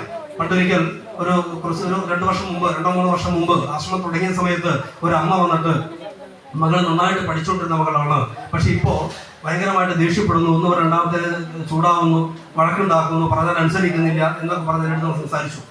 ഞാൻ അമ്മയോട് ചോദിച്ചു, മകളുടെ സ്വഭാവ രീതി എങ്ങനെയാണ്? അമ്മ പറഞ്ഞു, വളരെ വൃത്തിയുള്ള ആളാണ്, വളരെ വൃത്തിക്കാരിയാണ്. ഒരു തവണ ബാത്റൂമിൽ പോയി ഇറങ്ങിയാൽ അപ്പോൾ തന്നെ ബക്കറ്റിൽ സോപ്പെല്ലാം കലക്കി ബാത്റൂം മുഴുവൻ ഈ സോപ്പ് വെള്ളം കൊണ്ട് കഴുകും. അത്രയ്ക്ക് വൃത്തിയുള്ള കുട്ടിയാന്ന് പറഞ്ഞു. ഞാൻ ആ കുട്ടിയോട് പേഴ്സണലി സംസാരിച്ച് ആദ്യമൊന്നും കാര്യങ്ങൾ കിട്ടിയില്ല. കുറച്ച് നേരം സംസാരിച്ച് കഴിഞ്ഞപ്പോൾ എനിക്ക് ബോധ്യപ്പെട്ട കാര്യം, ഈ കുട്ടി 6ാം ക്ലാസ് 7ാം ക്ലാസ്സിൽ പഠിക്കുന്ന പെൺകുട്ടി സിഗരറ്റ് വലിക്കും. ആ സിഗരറ്റിന്റെ പേര് ഞാൻ മറന്നുപോയി. ഈ സിഗരറ്റ് ഈ ബാത്റൂമിനകത്ത് പോലും വലിക്കുക ചെയ്യാം. ഇതിന്റെ മണം പുറത്ത് വരാതിരിക്കാനാണ് എന്ത് ചെയ്തത് ഈ സോപ്പ് പൊടി കലക്കിയിട്ട് ബാത്റൂമിൽ ഒഴിക്കുന്നത്. അമ്മ എന്താ കരുതിയത്? എൻ്റെ മോൾക്ക് എന്ത് വൃത്തിയാണ്. ആലോചിച്ച് നോക്കൂ, നമ്മുടെ കുഞ്ഞുങ്ങൾ നമ്മളെ പറ്റിക്കുന്ന എങ്ങനെയാണെന്ന് ആലോചിച്ച് നോക്കുക. ഇവിടെ ഇരിക്കുന്ന മക്കളോടൊക്കെ ഇനി അമ്മമാര് പോയിട്ട് ഇത് കഴിഞ്ഞ് വീട്ടിൽ പോയിട്ട് അടി കൊടുക്കാനല്ല പറഞ്ഞത് കേട്ടോ. ആ സ്വാമി പറഞ്ഞിട്ടുണ്ട്, ഇനി ഏതെങ്കിലും കുട്ടി ബാത്റൂമിൽ പോയിട്ട് സോപ്പ് വെള്ളം കഴുകി അല്ല പറയരുത്. ഞാനൊരു വസ്തുത പറയുന്നു എന്ന് മാത്രം. ഞാൻ പറഞ്ഞത് അത്ര പോലും നമ്മുടെ കുടുംബങ്ങളിൽ, നമ്മുടെ മക്കളിൽ ഇത് പിടിമുറുക്കിയിട്ടുണ്ട്. ഈ കഴിഞ്ഞ ദിവസം നമ്മൾ കണ്ടു താമരശ്ശേരിയിൽ അമ്മയുടെ ഗർഭപാത്രത്തിലേക്ക് കത്തി കുത്തി ഇറക്കിയ മകനെ നമ്മൾ കണ്ടു, ലഹരിക്ക് അടിമപ്പെട്ടുകൊണ്ട്. കോട്ടയത്ത് നമ്മൾ കണ്ടു ചാരുകസേര പണി കഴിഞ്ഞ് വൈകുന്നേരം വന്ന് ചാരുകസേര ചാരിയിരുന്ന അച്ഛന്റെ കഴുത്തിലേക്ക് പേനാക്കത്തി കൊണ്ട് വരഞ്ഞ മകനെ നമ്മൾ കണ്ടു. അതൊന്നും പോരാതെ കോട്ടയത്ത് തന്നെ നമ്മൾ കണ്ടു 12 വയസ്സുള്ള ഒരു ആൺകുട്ടി, അതിൻ്റെ അനിയത്തി കുട്ടിക്ക്, പെൺകുട്ടി 10 വയസ്സുള്ള അനിയത്തിക്ക് നമ്മളെല്ലാം ചെറുപ്പത്തിൽ വാങ്ങിക്കൊടുത്ത മിഠായിയാണ് അല്ലേ? എൻ്റെ അനിയത്തിക്ക് ഞാൻ ചെറുപ്രായത്തിൽ വാങ്ങിക്കൊടുത്ത എന്തെങ്കിലും സ്വീറ്റ്സാണ്, എന്തെങ്കിലും മിഠായികളാണ്. ഈ 12 വയസ്സുള്ള ആൺകുട്ടി 10 വയസ്സുള്ള തൻ്റെ അനിയത്തി പെൺകുട്ടിക്ക് കൊടുത്തത് MDMA ആയിരുന്നു. ആലോചിച്ച് നോക്കുക, MDMA ആയിരുന്നു. കണ്ടു നമ്മൾ വെഞ്ഞാറമൂട്ടിൽ 10 പേരെ തലക്കടിച്ച് കൊന്നൊരു പയ്യനെ നമ്മൾ കണ്ടു. എങ്ങോട്ടാണ് നമ്മുടെ നാടിൻ്റെ പോക്കെന്ന് ആലോചിച്ച് നോക്കൂ. എന്തുകൊണ്ട് സംഭവിച്ചു? നാളെ എന്തുകൊണ്ട് നമ്മുടെ കുടുംബങ്ങളിൽ ഇത് സംഭവിക്കില്ല എന്ന് നമുക്ക് ഉറപ്പ് പറയാൻ സാധിക്കില്ല? ഒരു കാരണവശാലും ഉറപ്പ് പറയാൻ സാധിക്കില്ല. നമ്മുടെ ആശ്രമത്തിന്റെ താഴെ വയലിൽ വെച്ച് ഈ കഴിഞ്ഞ ദിവസം കുറച്ച് കുട്ടികളെ പിടിച്ചു. ആ കുട്ടികളെ പിടിച്ചതിന്റെ കാരണം അവർ പ്രത്യേക തരത്തിലുള്ള ലഹരി കണ്ടെത്തിയാണ്. ആ ലഹരി വൈറ്റ്നറില്ലേ, നമ്മുടെ ഈ മഷിയൊക്കെ മായ്ക്കാൻ ഉപയോഗിക്കുന്ന വൈറ്റ്നർ, അറിയാത്തവരൊക്കെ പഠിച്ചു വെക്കരുത് കേട്ടോ. അത് പറഞ്ഞു സാമൂഹിക പറഞ്ഞിട്ട് നമുക്ക് പരീക്ഷിച്ച് നോക്കാം, അങ്ങനെയൊന്നും ചെയ്യരുത്. ഈ വൈറ്റ്നർ എടുത്തിട്ട് തെർമോക്കോളിലേക്ക് ഒഴിച്ചിട്ട് ആ തെർമോക്കോൾ കത്തിച്ച് മണക്കുന്നു. അങ്ങേയറ്റത്തെ ലഹരിയാണ്. ഇതുകൊണ്ട് സംഭവിക്കാൻ പോകുന്നത് നാളെ അവൻ്റെ തലച്ചോറ് ഡെഡ് ആവുന്നതാണ്. അവൻ്റെ തലച്ചോറ് നാളത്തേക്ക് ഉപയോഗിക്കാൻ പറ്റില്ല എന്നുള്ളതാണ്. അത്തരത്തിൽ തകർന്നു പോകുന്ന ഒരു തലമുറ നമ്മുടെ കുടുംബങ്ങളിൽ ഉണ്ടായിക്കൊണ്ടേയിരിക്കുന്നു. നിസ്സംശയം ഞാൻ പറയാം, അത്തരത്തിലൊരു തലമുറ നമ്മുടെ ചുറ്റുവട്ടത്ത് ഉണ്ടായിക്കൊണ്ടേയിരിക്കുന്നു. ഇതുപോലെ മഹാക്ഷേത്രം ഇവിടെയുള്ളപ്പോൾ ഈ ക്ഷേത്രത്തിന്റെ ഭരണസമിതി ഇതുപോലുള്ള കാര്യക്രമങ്ങൾ ചെയ്യുമ്പോൾ നിങ്ങൾ ഒറ്റ കാര്യം ആലോചിക്കുക. നിങ്ങൾ രാഷ്ട്രീയം ഏതോ ആയിക്കൊള്ളട്ടെ, ഇടതുപക്ഷമോ വലതുപക്ഷമോ മധ്യപക്ഷമോ കോൺഗ്രസോ ലീഗോ BJP ഏതോ ആയിക്കൊള്ളട്ടെ, പക്ഷെ നിങ്ങൾ ആലോചിക്കുന്ന ഒരു വിഷയമുണ്ട്. എൻ്റെ മകൻ, എൻ്റെ മകൾ നാളെ ഈ സമൂഹത്തിന് ഉത്തരവാദിത്ത ബോധമുള്ളൊരു തലമുറയായിട്ട് വളർത്തിയെടുക്കാൻ എനിക്ക് ബാധ്യതയുണ്ട്, ബോധ്യമുണ്ട് എന്ന ബോധ്യം ഉണ്ടാക്കിയെടുത്തേ പറ്റൂ. അത് പറയാനുള്ള കാരണം നമ്മൾ വളർന്നു വരുന്ന തലമുറ ഇന്ന് ഏത് രീതിയിലാണ് എന്ന് സ്വയം നിങ്ങൾ ആലോചിച്ച് നോക്കുക. നമ്മൾ അച്ഛന്മാർ പറയും, അല്ല അമ്മമാർ പറയും, ഞാനും എൻ്റെ മകനും ഫ്രണ്ട്സാണ് പറയാറില്ലേ, ഞാൻ എൻ്റെ മക്കളോട് ഫ്രണ്ട്സിനെ പോലെയാണ്. അവിടെയാണ് തെറ്റ്. ഫ്രണ്ട്സ് ആവണ്ടെന്നല്ല ഞാൻ പറയുന്നത്, ഫ്രണ്ട്സ് ആവണ്ടെന്ന് ഞാൻ പറയുന്നില്ല. പക്ഷേ ഫ്രണ്ട്സ് ആവുന്ന സമയത്ത് അച്ഛൻ ചെയ്യേണ്ട ധർമ്മമുണ്ട്, അച്ഛൻ്റെ ധർമ്മമുണ്ട്. അച്ഛൻ എന്ത് ധർമ്മം അനുഷ്ഠിക്കണമെന്ന് ആ അച്ഛൻ അറിഞ്ഞിരിക്കണം. അമ്മ എന്ത് ധർമ്മം അനുഷ്ഠിക്കണമെന്ന് അമ്മ അറിഞ്ഞിരിക്കണം. സഹോദരന്റെ ധർമ്മം എന്താണെന്ന് സഹോദരനും, സഹോദരിയുടെ ധർമ്മം എന്താണെന്ന് സഹോദരിയും അറിയുന്ന ഒരു കുടുംബമായിട്ട് നമുക്ക് മാറാൻ സാധിച്ചിട്ടില്ലെങ്കിൽ ഈ ഇരിക്കും നമ്മൾ ഓരോരുത്തരും നാളെ ദുഃഖിക്കേണ്ടതായിട്ട് വരും. ഒരു തർക്കവും വേണ്ടത്. കാരണം സമൂഹം അത്രത്തോളം ഈ ലഹരി എന്ന വിപത്ത് കൊണ്ട് സമൂഹം അത്രത്തോളം നമ്മുടെ കുടുംബങ്ങളെ കാർന്നു തിന്നുകൊണ്ടിരിക്കുന്നു. ഒരു തർക്കവും വേണ്ട കാര്യത്തിൽ. അതുകൊണ്ട് എൻ്റെ പ്രിയപ്പെട്ട രക്ഷിതാക്കളെ, എൻ്റെ പ്രിയപ്പെട്ട അമ്മമാരെ, നിങ്ങൾ ഒറ്റ കാര്യം ആലോചിക്കുക. നിങ്ങളുടെ കുട്ടികളെ ഈ പറയുന്ന അധാർമികതയിലേക്ക് തള്ളിവിടാതിരിക്കാൻ നമ്മുടെ സംസ്കാരത്തെക്കുറിച്ച് പറഞ്ഞു കൊടുക്കുക, രാമായണത്തെക്കുറിച്ച് പറഞ്ഞു കൊടുക്കുക, മഹാഭാരതത്തെക്കുറിച്ച് പറഞ്ഞു കൊടുക്കുക, ഗീതയെക്കുറിച്ച് പറഞ്ഞു കൊടുക്കുക. അതിലൂടെ എന്താണോ ഭാരത സംസ്കാരം, എന്താണോ ഋഷീശ്വരന്മാർ നമുക്ക് നൽകിയിട്ടുള്ള സമ്പത്ത്, അതിനെക്കുറിച്ച് നമുക്ക് പഠിപ്പിച്ചു കൊടുക്കുക. ഇത് പഠിപ്പിച്ചു കൊടുക്കാൻ തയ്യാറായാൽ ആ കുഞ്ഞ് ഒരു കാരണവശാലും വഴി തെറ്റില്ല എന്നുള്ളത് 100% എനിക്ക് ഉറപ്പ് പറയാൻ പറ്റും. നിങ്ങളുടെ കുഞ്ഞുങ്ങളെ സംരക്ഷിക്കാൻ നിങ്ങൾക്ക് താല്പര്യമുണ്ടോ? നിങ്ങളുടെ കുഞ്ഞുങ്ങൾ നാളെ തെറ്റിലേക്ക് പോകരുത് നിങ്ങൾ ആഗ്രഹിക്കുന്നുണ്ടോ? ഉണ്ടോ ഇല്ലയോ? നിങ്ങളുടെ കുടുംബത്തിൽ സമാധാനം ഉണ്ടാകണമെന്ന് ആഗ്രഹിക്കുന്നുണ്ടോ? നിങ്ങളുടെ കുഞ്ഞുങ്ങൾ നാളെ വഴിതെറ്റി പോകരുത്, അധാർമികമായിട്ടുള്ള വഴിയിലേക്ക് പോകരുത് എന്ന് ആഗ്രഹിക്കുന്നവരുണ്ടെങ്കിൽ ഒന്ന് കൈപോകൂ. ഞാനൊരു അതിനൊരു മാർഗം പറഞ്ഞു തരാം. നിങ്ങളുടെ കുഞ്ഞുങ്ങൾ തെറ്റിലേക്ക് പോകരുത് എന്ന് ആഗ്രഹിക്കുന്നവരുണ്ടെങ്കിൽ ഒന്ന് കൈപോകൂ, കൈതാഴ്ത്തിക്കോളൂ. ഞാൻ പറയുന്ന കാര്യം നിങ്ങൾ ചെയ്യാൻ തയ്യാറായാൽ. മക്കൾ ഇവിടെ വന്നിട്ടുണ്ട്, എത്ര പേര് വന്നിട്ടുണ്ട്? കൈവക്കണ്ട, കൈവച്ച് പറയാൻ പ്രശ്നമാവും. ആലോചിച്ച് സാധാരണഗതിയിൽ ക്ഷേത്രങ്ങളിൽ പ്രഭാഷണത്തിലൊക്കെ പോകുന്ന സമയത്ത് കണ്ടുവരുന്ന രീതി എന്താ വെച്ചാൽ ഏറ്റവും മുമ്പിൽ കുറെ അമ്മമാരെ ഇരുത്തും. എന്നിട്ട് ഈ അമ്മമാരുടെ ഭർത്താക്കന്മാരുടെ അച്ഛന്മാർ അവരിങ്ങനെ കറങ്ങാൻ പോകും. മക്കൾ വഴിക്ക് കറങ്ങാൻ പോകും. മകനും കൂടെ ഇല്ല, ഭർത്താവും കൂടെ ഇല്ലാത്തതുകൊണ്ട് ഈ അമ്മമാർക്ക് അവിടെ നിരീക്കാനും പറ്റില്ല, വീട്ടിൽ പോകാനും പറ്റില്ല. കാരണം രാത്രിയായി അല്ലേ? രാത്രിക്ക് പരിപാടിയുടെ സമയത്ത് അമ്മമാരിങ്ങനെ മുമ്പിൽ റെഡിയായിട്ട് എല്ലാം കേൾക്കാൻ തയ്യാറായിട്ടുണ്ടാവും. പക്ഷേ എന്തുകൊണ്ടാണ് സംഭവിക്കുന്നത്? ഭർത്താവ് കറങ്ങാൻ പോയിട്ടുണ്ടാവും, മകനും കറങ്ങാൻ പോയിട്ട് ഇവരാരെങ്കിലും വന്നാലല്ലേ അവിടെ നിരീക്കാൻ പറ്റുമെന്ന്, വീട്ടിൽ പോകാൻ പറ്റില്ല. അങ്ങനെ എല്ലാ ഭാരവും കൂടെ അമ്മമാരെ തലയിൽ ഒരു പ്രവണത കണ്ടിട്ടുണ്ട്. അത് മാറണം. അത് മാറിയിട്ട് ഇവിടെ ഇരിക്കുന്ന ഓരോ അമ്മമാരും സ്വയം ചിന്തിക്കുക, എനിക്ക് എൻ്റെ മകന് വേണ്ടിയിട്ട് അല്ലെങ്കിൽ എൻ്റെ മകൾക്ക് വേണ്ടിയിട്ട് ഞാൻ എന്ന അമ്മയും എൻ്റെ ഭർത്താവ് എന്ന അച്ഛനും ആ മകന് വേണ്ടിയിട്ട് മകൾക്ക് വേണ്ടിയിട്ട് എന്താണ് ചെയ്തത്? അവരെ എങ്ങനെയാണ് ഞാൻ വളർത്തിക്കൊണ്ടുവന്നത്? അവരെ എങ്ങനെയാണ് ഞാൻ സംസ്കാരം പഠിപ്പിച്ചത് എന്ന് സ്വയം ഒന്ന് ആലോചിക്കുന്നിടത്ത് അതിൽ തിരുത്തലുണ്ടാകുമ്പോൾ തീർച്ചയായിട്ടും മാറ്റമുണ്ടാകും. നമ്മൾ ചെറിയ ഉദാഹരണം പറയാം. രാവിലെ കുഞ്ഞുങ്ങൾ ഉറങ്ങുന്നത് ഇപ്പോൾ സാധാരണഗതിയിൽ രാവിലെ നേരത്തെ എണീക്കാനൊക്കെ പറയും അല്ലേ, എണീപ്പിക്കാറൊക്കെ ഉണ്ട്. പക്ഷെ ഞായറാഴ്ച എന്താ ചെയ്യാം? ഞാൻ എത്രയോ അമ്മമാരോട് പറയാറുണ്ട്, മക്കൾ 5 മണിക്ക് എണീപ്പിക്കണോ? അമ്മമാർ പറയും ഇന്ന് ഞായറാഴ്ച അല്ലേ, കുറച്ച് കിടന്നോട്ടെ. ആദ്യം അടി കൊടുക്കുന്നതാക്കാം, ഇതേ അമ്മമാർക്ക്. മക്കളെ തെറ്റ് പഠിപ്പിക്കുന്നത് ആരാ? നോക്കൂ, 5 മണിക്ക് എണീക്കാന്നുള്ള ശീലമുണ്ടെങ്കിൽ അത് സ്കൂൾ ഉണ്ടെങ്കിലും ഇല്ലെങ്കിലും 5 മണിക്ക് എണീക്കണ്ടേ? വേണ്ടയോ? സ്കൂളില്ലാത്ത ദിവസം കുറച്ചു നേരം കിടന്നുറങ്ങിക്കോട്ടെ എന്ന് പറഞ്ഞാൽ ആ കുട്ടി പഠന ജീവിതം കഴിഞ്ഞാൽ പിന്നെ എത്ര മണിക്ക് എണീക്കുക? പഠന കാലയളവ് കഴിഞ്ഞു കരുതുക, പിന്നെ ആ കുട്ടിയുടെ ജീവിത രീതി എങ്ങനെയാവും? ഇനി 5 മണിക്ക് എണീപ്പിക്കാൻ തന്നെ വലിയ കഷ്ടം. ആ കുട്ടിക്ക് ചിരിക്കേണ്ട ഭഗവാൻ നാളെ ഒരു 5 മണിക്ക് എണീക്കേണ്ടി വരുമെന്നാണ് ചോദിക്കേണ്ടത്. ഇതെന്തുകൊണ്ട് പറഞ്ഞതെന്ന് വെച്ചാൽ നമ്മൾ ഈ കുഞ്ഞുങ്ങളെ രാവിലെ വിളിച്ച് എണീപ്പിക്കുന്നത് പോലും ശ്രദ്ധിക്കേണ്ട കാര്യമാണെന്ന് പറയാം. നേരത്തെ നമ്മൾ പറഞ്ഞില്ലേ, സത്സംഗം പറഞ്ഞില്ലേ, വീടുകളിൽ സത്സംഗം ഉണ്ടോ എന്ന് ഞാൻ ചോദിച്ചു. നിങ്ങളില്ലാന്ന് പറഞ്ഞു. ഉണ്ടാക്കാനുള്ള അവസരങ്ങൾ ഒരുപാടുണ്ട്. രാവിലെ കുഞ്ഞിനെ വിളിച്ചെണീപ്പിക്കുന്ന സമയം മുതൽ വീട്ടിൽ നിങ്ങൾ സത്സംഗം ആരംഭിക്കണം. എങ്ങനെയാ സത്സംഗം ആരംഭിക്കുക? രാവിലെ മക്കളെ വിളിച്ചെണീപ്പിക്കൂലേ, മോളെ എണീക്ക് 2 തവണ മോനെ എന്നൊക്കെ വിളിക്കും. പിന്നെ എണീക്കില്ലെങ്കിലോ വേറെന്തെങ്കിലും മോനെ എന്നൊക്കെ വിളിക്കും അല്ലേ? ഈ കുഞ്ഞ് രാവിലെ കേൾക്കുന്നത് എന്താ? ഈ ചീത്ത പറയണതല്ലേ? അമ്മമാര് മക്കളെ വിളിക്കണ കാര്യം പട്ടിയെടുത്ത് പോയിട്ടാണ് എണീക്കണം അല്ലേ? ബാക്കി എന്തൊക്കെ ഞാൻ പറയണില്ലേ? ഈ കുഞ്ഞ് രാവിലെ കേൾക്കുന്നത് ഇതാ. നോക്കൂ, ഭഗവാൻ ശ്രീരാമചന്ദ്ര മഹാപ്രഭുവിന്റെ അമ്മ കൗസല്യാദേവി ശ്രീരാമനെ വിളിച്ചത് എങ്ങനെയാണെന്ന് അറിയോ? നിങ്ങൾ കേട്ടിട്ടുണ്ട്. അമ്പലങ്ങളിൽ രാവിലെ സുപ്രഭാതം വയ്ക്കും. കൗസല്യാസു പ്രജാ രാമ പൂർവാസന്ധ്യാ പ്രവർത്തതേ ഉത്തിഷ്ഠ നരശാർദൂല കർത്തവ്യ. കേട്ടിട്ടുണ്ടോ? എന്താ അതിന്റെ അർത്ഥം? കൗസല്യാസു പ്രജ, കൗസല്യയുടെ നല്ല മകനെ. നേരത്തെ പറഞ്ഞ പോലെ അസത്തേന്ന് വിളിച്ചിട്ടില്ല. കൗസല്യാസു പ്രജ രാമ, കൗസല്യയുടെ നല്ല മകനായ രാമ. കൗസല്യാസു പ്രജ രാമ ഉത്തിഷ്ഠ, കൗസല്യാസു പ്രജ രാമ പൂർവാസന്ധ്യാ പ്രവർത്തതേ. പൂർവാസന്ധ്യ, കിഴക്ക് ദിക്കിൽ സൂര്യൻ ഉദിച്ചിട്ടുണ്ട്. ഉത്തിഷ്ഠ നരശാർദൂല, ശാർദൂല എന്ന് പറഞ്ഞാൽ പുലി. നരൻ മനുഷ്യന്മാരിൽ പുലിക്കുട്ടനായവനെ നീ എഴുന്നേൽക്ക്.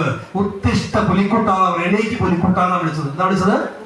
നരശാർദൂല, മനുഷ്യന്മാരിൽ പുലിക്കുട്ടനായവനെ നീ എഴുന്നേൽക്ക്. കർത്തവ്യം, നിനക്ക് ഒരുപാട് കാര്യങ്ങൾ ചെയ്യാനുണ്ട്.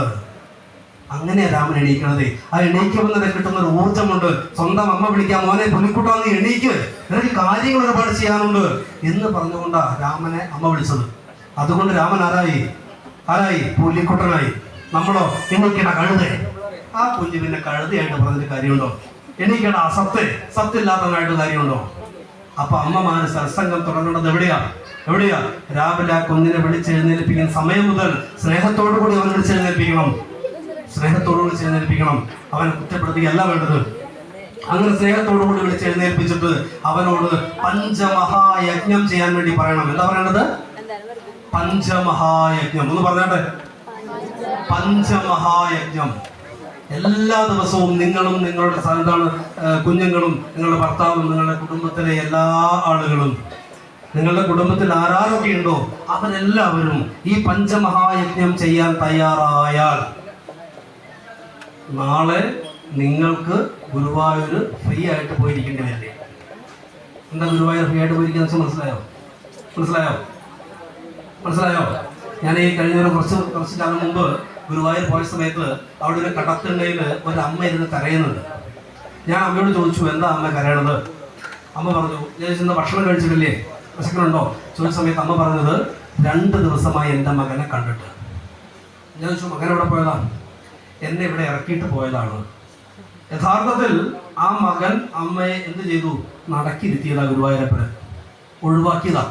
പക്ഷെ അമ്മ കരയുന്നത് അതുകൊണ്ടല്ല. അമ്മ കരയണത്, എന്നെ ഇവിടെ ഇറക്കിയിട്ട് എൻ്റെ മകൻ വണ്ടി ഓടിച്ചാ പോയത്, വാഹനം ഓടിച്ചാ പോയത്, അവന് വല്ല അപകടവും സംഭവിച്ചിട്ടുണ്ടാകുമോ എന്ന് ആലോചിച്ചിട്ടാണ് ഞാൻ കരയുന്നത് എന്ന് പറയുമ്പോൾ ആ അമ്മയുടെ മനസ്സിന്റെ വലുപ്പം ആലോചിച്ച് നോക്കുക. ആ അമ്മ തന്നെ ഒഴിവാക്കിയ മകനെ അപ്പോഴും സ്നേഹിച്ചുകൊണ്ടിരിക്കുന്നു ഇങ്ങനെയല്ലേ എല്ലാ അമ്മമാരും? ഇവിടെ ഇരിക്കുന്ന ഓരോ അമ്മമാരും അങ്ങനെയല്ലേ? ഈ ഓരോ അമ്മമാരും മക്കളുടെ ഭാഗത്ത് നിന്ന് ചീത്ത കേട്ടിട്ടുണ്ടാവില്ലേ? 100% ഉണ്ടാവും, 100% ഉണ്ടാവും. നമ്മളെ സംസ്കാരം പഠിപ്പിക്കാത്തതാണെങ്കിൽ നമ്മൾ കേട്ടിട്ടുണ്ടാവും. അങ്ങനെയുള്ള ആ മക്കളെ നിങ്ങൾ ഉൾപ്പെടുന്ന നിങ്ങളുടെ കുടുംബത്തിലെ എല്ലാ ആളുകളും പഞ്ചമഹായജ്ഞം ചെയ്യാൻ തയ്യാറായാൽ നാളെ നിങ്ങൾക്ക് എവിടെ പോണ്ടി വരില്ല, ഗുരുവായൂർ പോയിട്ട് നടക്കി തള്ളാൻ നിന്ന് കൊടുക്കേണ്ടി വരില്ല. ആ മക്കളെ നമ്മളെ സ്നേഹിക്കും. പറയുന്നത് മനസ്സിലാവുന്നോ? അങ്ങനെ മക്കൾ നമ്മളെ സ്നേഹിക്കണമെങ്കിൽ, സമൂഹത്തില് ഉത്തരവാദിത്ത ബോധമുള്ള നന്മയുള്ള മക്കളായിട്ട് മാറണമെങ്കിൽ രാവിലെ മുതൽ അവർക്ക് സത്സംഗം കൊടുക്കണം. അതിന് രാവിലെ എഴുന്നേൽക്കുന്ന സമയം മുതൽ ആ കുഞ്ഞുങ്ങളോട് നല്ല രീതിയിൽ പെരുമാറണം. അതോടൊപ്പം ആ കുഞ്ഞുങ്ങളെ പഞ്ചമഹായജ്ഞം ചെയ്യാൻ പ്രേരിപ്പിക്കണം. പറയുന്നത് മനസ്സിലായോ? ഈ പഞ്ചമഹായജ്ഞം എന്താണെന്ന് അറിയാമോ? ഒരു പൈസ പോലും നിങ്ങൾക്ക് മുടക്കില്ല. യജ്ഞം എന്നൊക്കെ കേൾക്കുമ്പോഴേ പെട്ടെന്ന് പേടിയുണ്ടാവും. ഇതിപ്പോ യജ്ഞം നടത്താൻ രാവിലെ ഒരു കാശുണ്ടാക്കണം ആലോചിക്കും. ഒരു പണച്ചെലവുമില്ല ഈ യജ്ഞം നടത്താൻ വേണ്ടിയിട്ട്. ഒരു പണച്ചെലവുമില്ലാതെ നിങ്ങളുടെ നിത്യജീവിതത്തിൽ നടത്താൻ പറ്റുന്ന 5 യജ്ഞങ്ങളാണ് പഞ്ചമഹായജ്ഞം.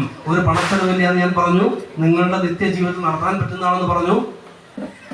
അത് ചെയ്യാൻ നിങ്ങൾ തയ്യാറാണോ? ഈ പഞ്ചമഹായജ്ഞം നിങ്ങളുടെ കുടുംബത്തിലേക്ക് പകർത്താൻ നിങ്ങൾ തയ്യാറാണോ? ആണോ? ആരും കൊണ്ടുണ്ട് അതുകൊണ്ട് ഞാൻ പറയുന്നില്ല. ഒരു പണച്ചെലവുമില്ല, ഒരു സമയ ചെലവുമില്ല. പക്ഷെ നിങ്ങളുടെ കുടുംബത്തിൽ കൊണ്ടുവരേണ്ട 5 യജ്ഞങ്ങളാണ്. ചെയ്യാൻ തയ്യാറാണോ? ആണെന്ന് കൈപോക്കട്ടെ. കുറച്ച് പേർക്ക് മടിയാണ് പൊക്കാൻ. ഇപ്പൊ എന്താ യജ്ഞം എന്നൊക്കെ കേൾക്കുമ്പോഴേ നാട്ടിൽ പറഞ്ഞു കേട്ടൊന്നുള്ള ചോദിക്കും. അപ്പൊ കൈപോക്കണം. ചെയ്യാൻ പറ്റുന്നവർക്ക് 5 യജ്ഞങ്ങളെയാണ് പഞ്ചമഹായജ്ഞം എന്ന് പറയാം.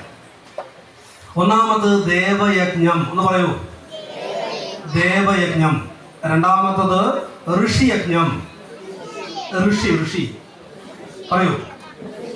മൂന്നാമത്തത് പിതൃയജ്ഞം, നരയജ്ഞം, ഭൂതയജ്ഞം. 5 ദേവയജ്ഞം, ഋഷിയജ്ഞം, പിതൃയജ്ഞം, നരയജ്ഞം, ഭൂതയജ്ഞം. ഒന്ന് പറയൂ. 1 ദേവയജ്ഞം, ഋഷിയജ്ഞം, പറയൂ. പിതൃയജ്ഞം, നരയജ്ഞം, ഭൂതയജ്ഞം. ഒന്നുകൂടെ പറഞ്ഞാട്ടെ. പറയാത്ത ആളുകളൊക്കെ ഉണ്ട്, പറഞ്ഞോളൂ. ഒന്നാമത്തത് ദേവൻ, 2 ഋഷി, 3 പിതൃ, 4 നരൻ, 5 ഭൂതം. മറ്റേ കൊമ്പൊക്കെയുള്ള ഭൂതമല്ലോ. അപ്പൊ 5 യജ്ഞങ്ങൾ നമ്മൾ പറഞ്ഞു. ഈ 5 യജ്ഞങ്ങളിൽ ഒന്നാമത്തെ യജ്ഞം എന്ന് പറയുന്നത് ദേവയജ്ഞമാണ്. ഈ ദേവയജ്ഞത്തിന് നിങ്ങൾ ചെയ്യേണ്ടത് ശ്രദ്ധിച്ച് മനസ്സിലാക്കിക്കൊള്ളൂ. നിങ്ങൾ ഓരോ വ്യക്തികളെ സംബന്ധിച്ചും ദേവൻ എന്ന് പറയുന്നത് ദേശദേവതയുണ്ട്. ക്ഷമിക്കണം, ആദ്യം കുലദേവത, കുടുംബദേവത, ദേശദേവത, ഗ്രാമദേവത, മഹാദേവത. ഇങ്ങനെ 5 ദേവതാ സങ്കല്പങ്ങളുമായിട്ടാണ് നമ്മൾ ബന്ധപ്പെട്ട് നിൽക്കുന്നത്. ഒരു വ്യക്തി 5 ദേവതാ സങ്കല്പങ്ങളുമായിട്ട് ബന്ധപ്പെട്ട് നിൽക്കുന്നു. നിങ്ങൾ എല്ലാ വർഷവും ശബരിമലയ്ക്ക് പോകുന്നു, എല്ലാ വർഷവും മധുരയ്ക്ക് പോകുന്നു, എല്ലാ വർഷവും പഴനിക്ക് പോകുന്നു. ഇതൊക്കെ ചെയ്യുന്നുണ്ടെങ്കിലും എന്തെങ്കിലും പ്രയാസം വരുന്ന സമയത്ത് നമ്മൾ ദൈവജ്ഞനെ കണ്ടാൽ, ജ്യോതിഷനെ കണ്ടാൽ ചിലപ്പോൾ ജ്യോതിഷം എന്താ പറയാ, നിങ്ങളുടെ കുലദേവതയ്ക്ക് ഒരു പ്രശ്നമുണ്ട്, അല്ലെങ്കിൽ കുടുംബ ദേവതയ്ക്ക് ഒരു പ്രശ്നമുണ്ട്, അല്ലെങ്കിൽ ദേശദേവതയ്ക്ക് ഒരു വഴിപാടുണ്ട് പറയാറുണ്ടോ ഇല്ലയോ? അപ്പൊ ഒരു വ്യക്തി 5 തരത്തിലുള്ള ദേവതാ സങ്കല്പമായിട്ട് ബന്ധപ്പെട്ട് നിൽക്കുന്നു.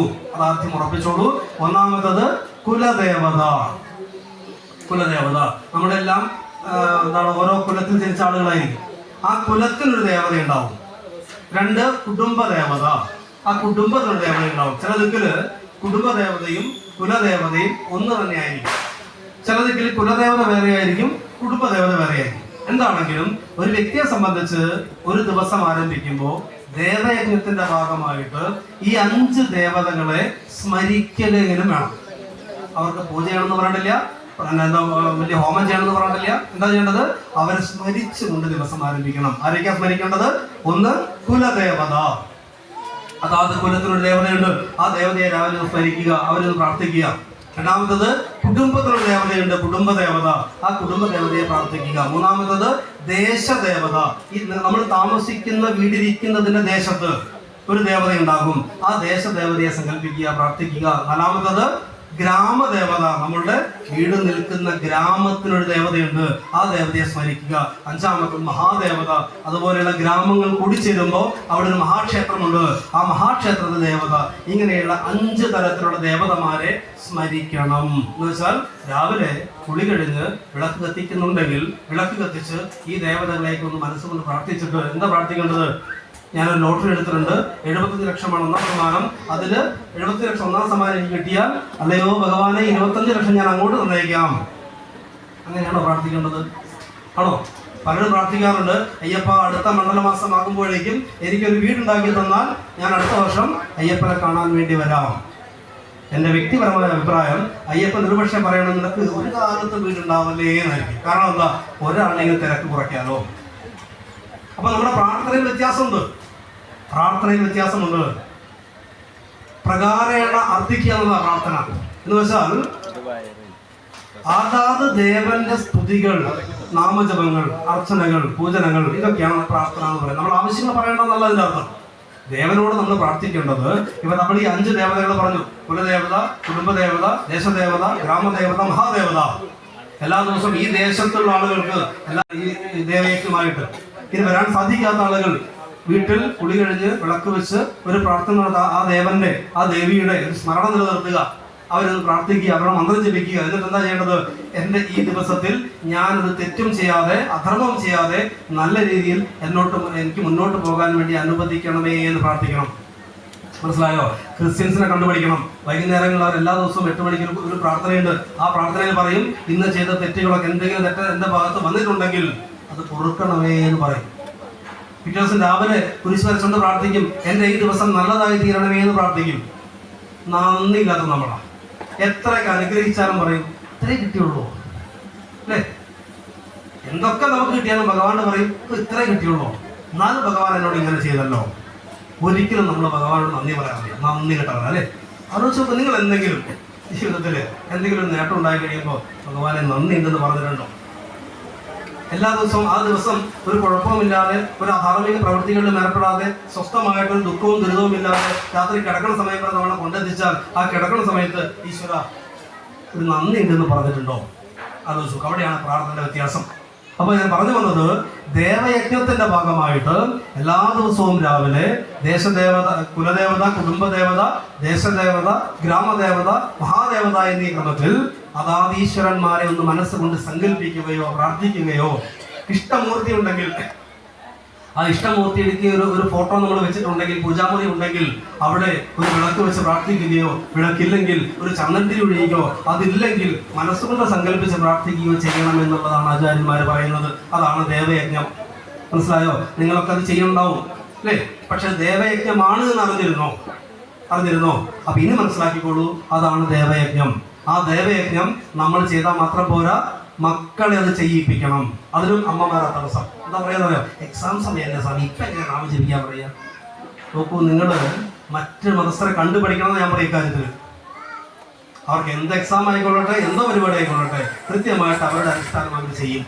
അത് ചെയ്യുന്നത് കൊണ്ട് അതിൻ്റെ മേന്മ അവർക്കുണ്ട്. ശരിയോ തെറ്റോ? അതിൻ്റെ മേന്മ അവർക്കുണ്ട്. നമ്മൾ ആരെയും കുറ്റപ്പെടുത്തണ്ട. ഒരു പൊളിറ്റിക്സും അല്ല, ഒരു രാഷ്ട്രീയവുമല്ല, ഒരു മതപരമായിട്ട് കാര്യമല്ല. ആര് ചെയ്യുന്നോ അവർക്കതുണ്ട്.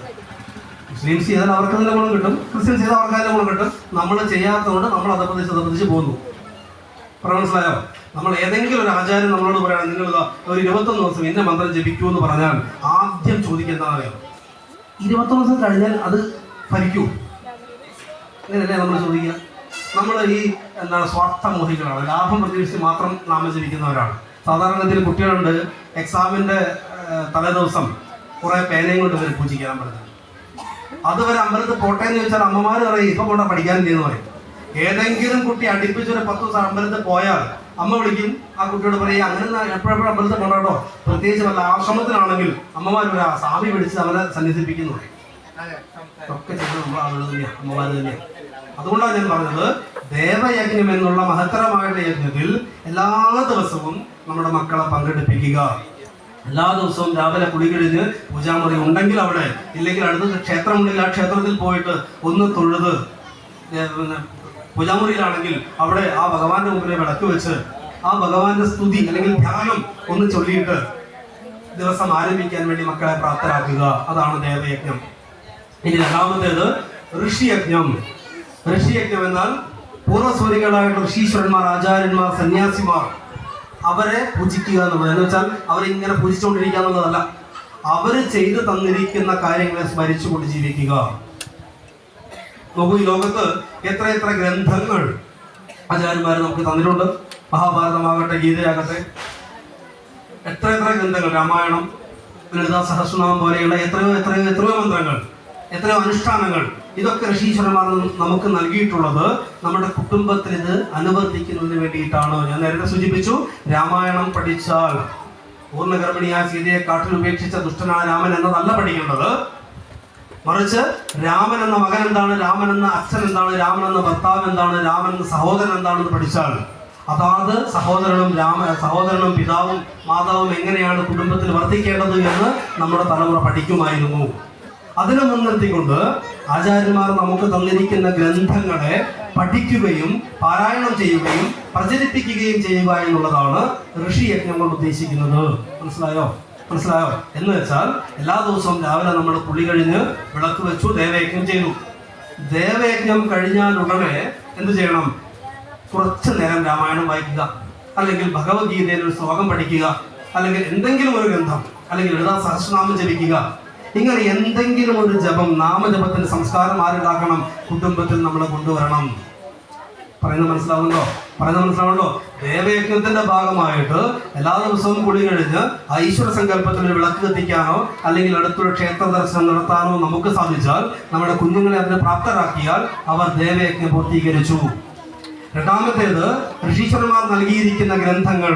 ഉദാഹരണത്തിന് രാമായണമാകട്ടെ, മഹാഭാരതമാകട്ടെ, ഗീതയാകട്ടെ, ലളിതാ സഹസ്രനാമാകട്ടെ, ഇങ്ങനെയുള്ള ഏതെങ്കിലും ഒരു ഗ്രന്ഥം എല്ലാ ദിവസവും പാരായണം ചെയ്യുന്നതിന് അഥവാ വായിക്കുന്നതിന്, പഠിക്കുന്നതിനുള്ള അവസരത്തെ സൃഷ്ടിച്ചു കൊടുക്കുക.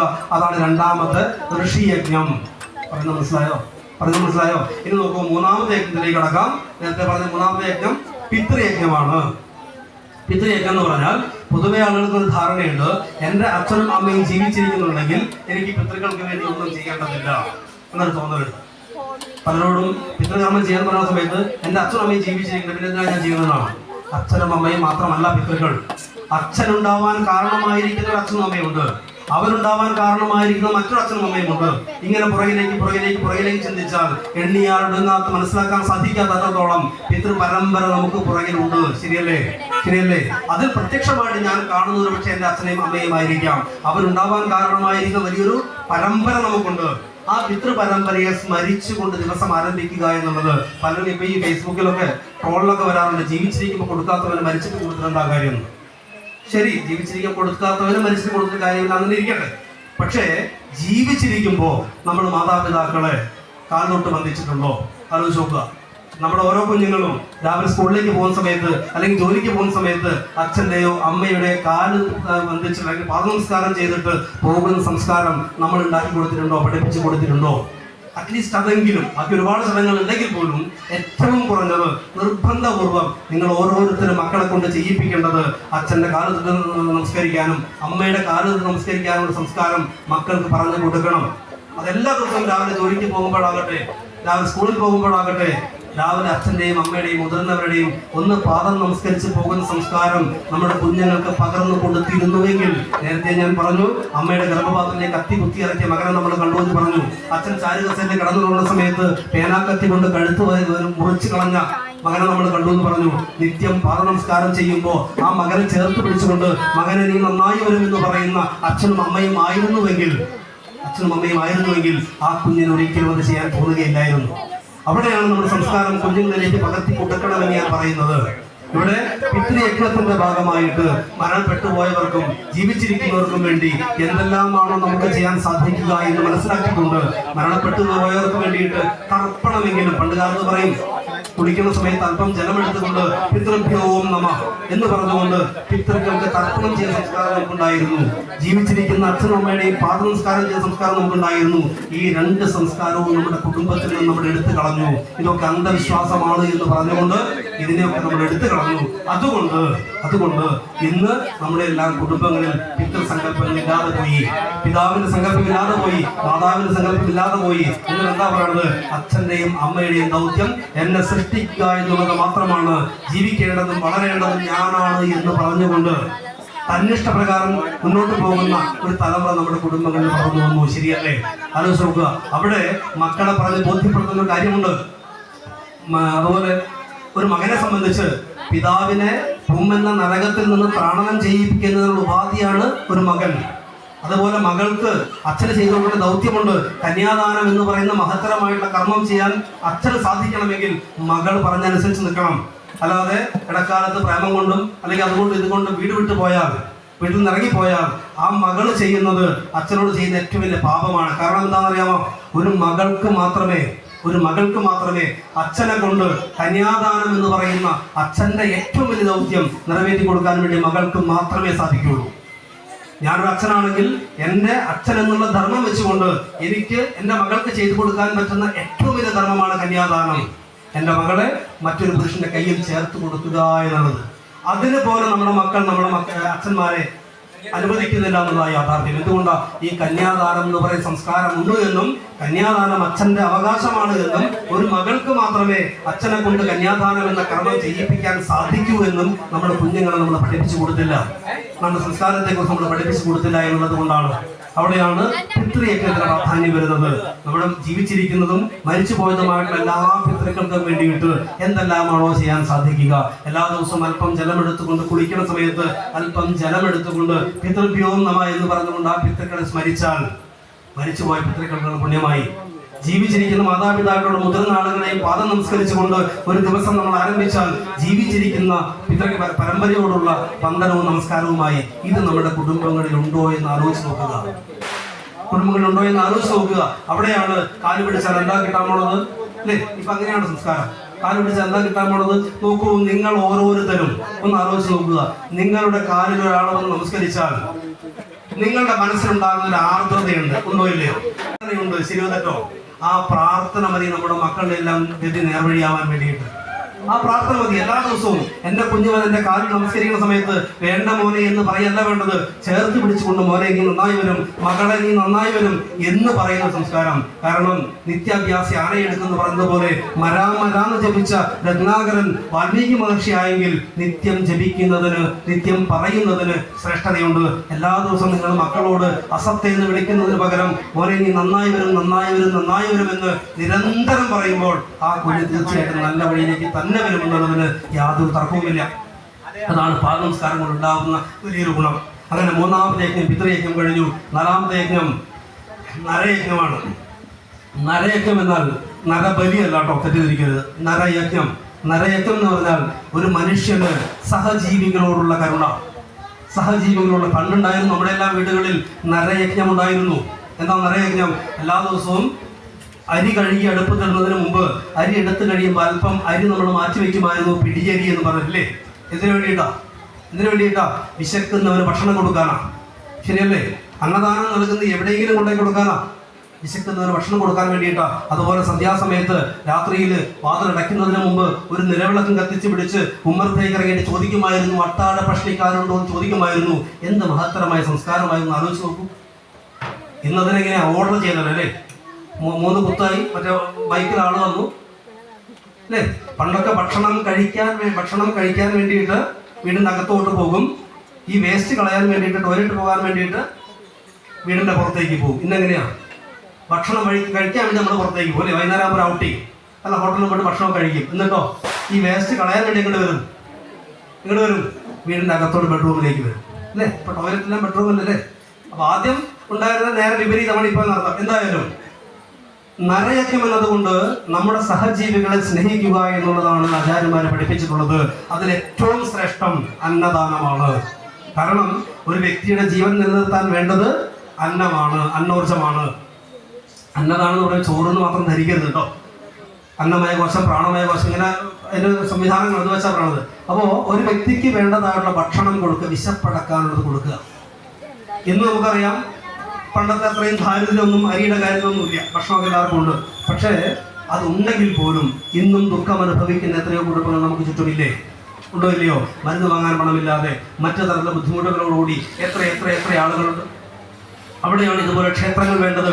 ഈ ക്ഷേത്രങ്ങളിൽ വരുന്ന സംഭാവനകൾ പരിപാടികൾ കഴിയുമ്പോൾ വലിയ ഗാനമേള നടത്തിയിട്ടും വലിയ ഈ ഓരോരോ പരിപാടികൾ കാണുന്നില്ല യൂട്യൂബിലും അതിലൊക്കെ ഓരോ ക്ഷേത്രം നടക്കുന്ന പരിപാടികൾ, അങ്ങനത്തെ പരിപാടികളൊക്കെ കുറച്ചിട്ട് ക്ഷേത്ര കലകൾ നടത്തിക്കൊണ്ട് ആ ക്ഷേത്രത്തിൽ വരുന്ന സമ്പത്ത് ഉപയോഗിച്ചുകൊണ്ട് നമ്മുടെ കൂടെയുള്ളവരുടെ ദുഃഖം മാറ്റാൻ വേണ്ടിയിട്ട് ആചാര്യന്മാർ ക്ഷേത്രത്തിൽ ഭണ്ഡാരം പിടിപ്പിച്ചിട്ടുള്ളത്.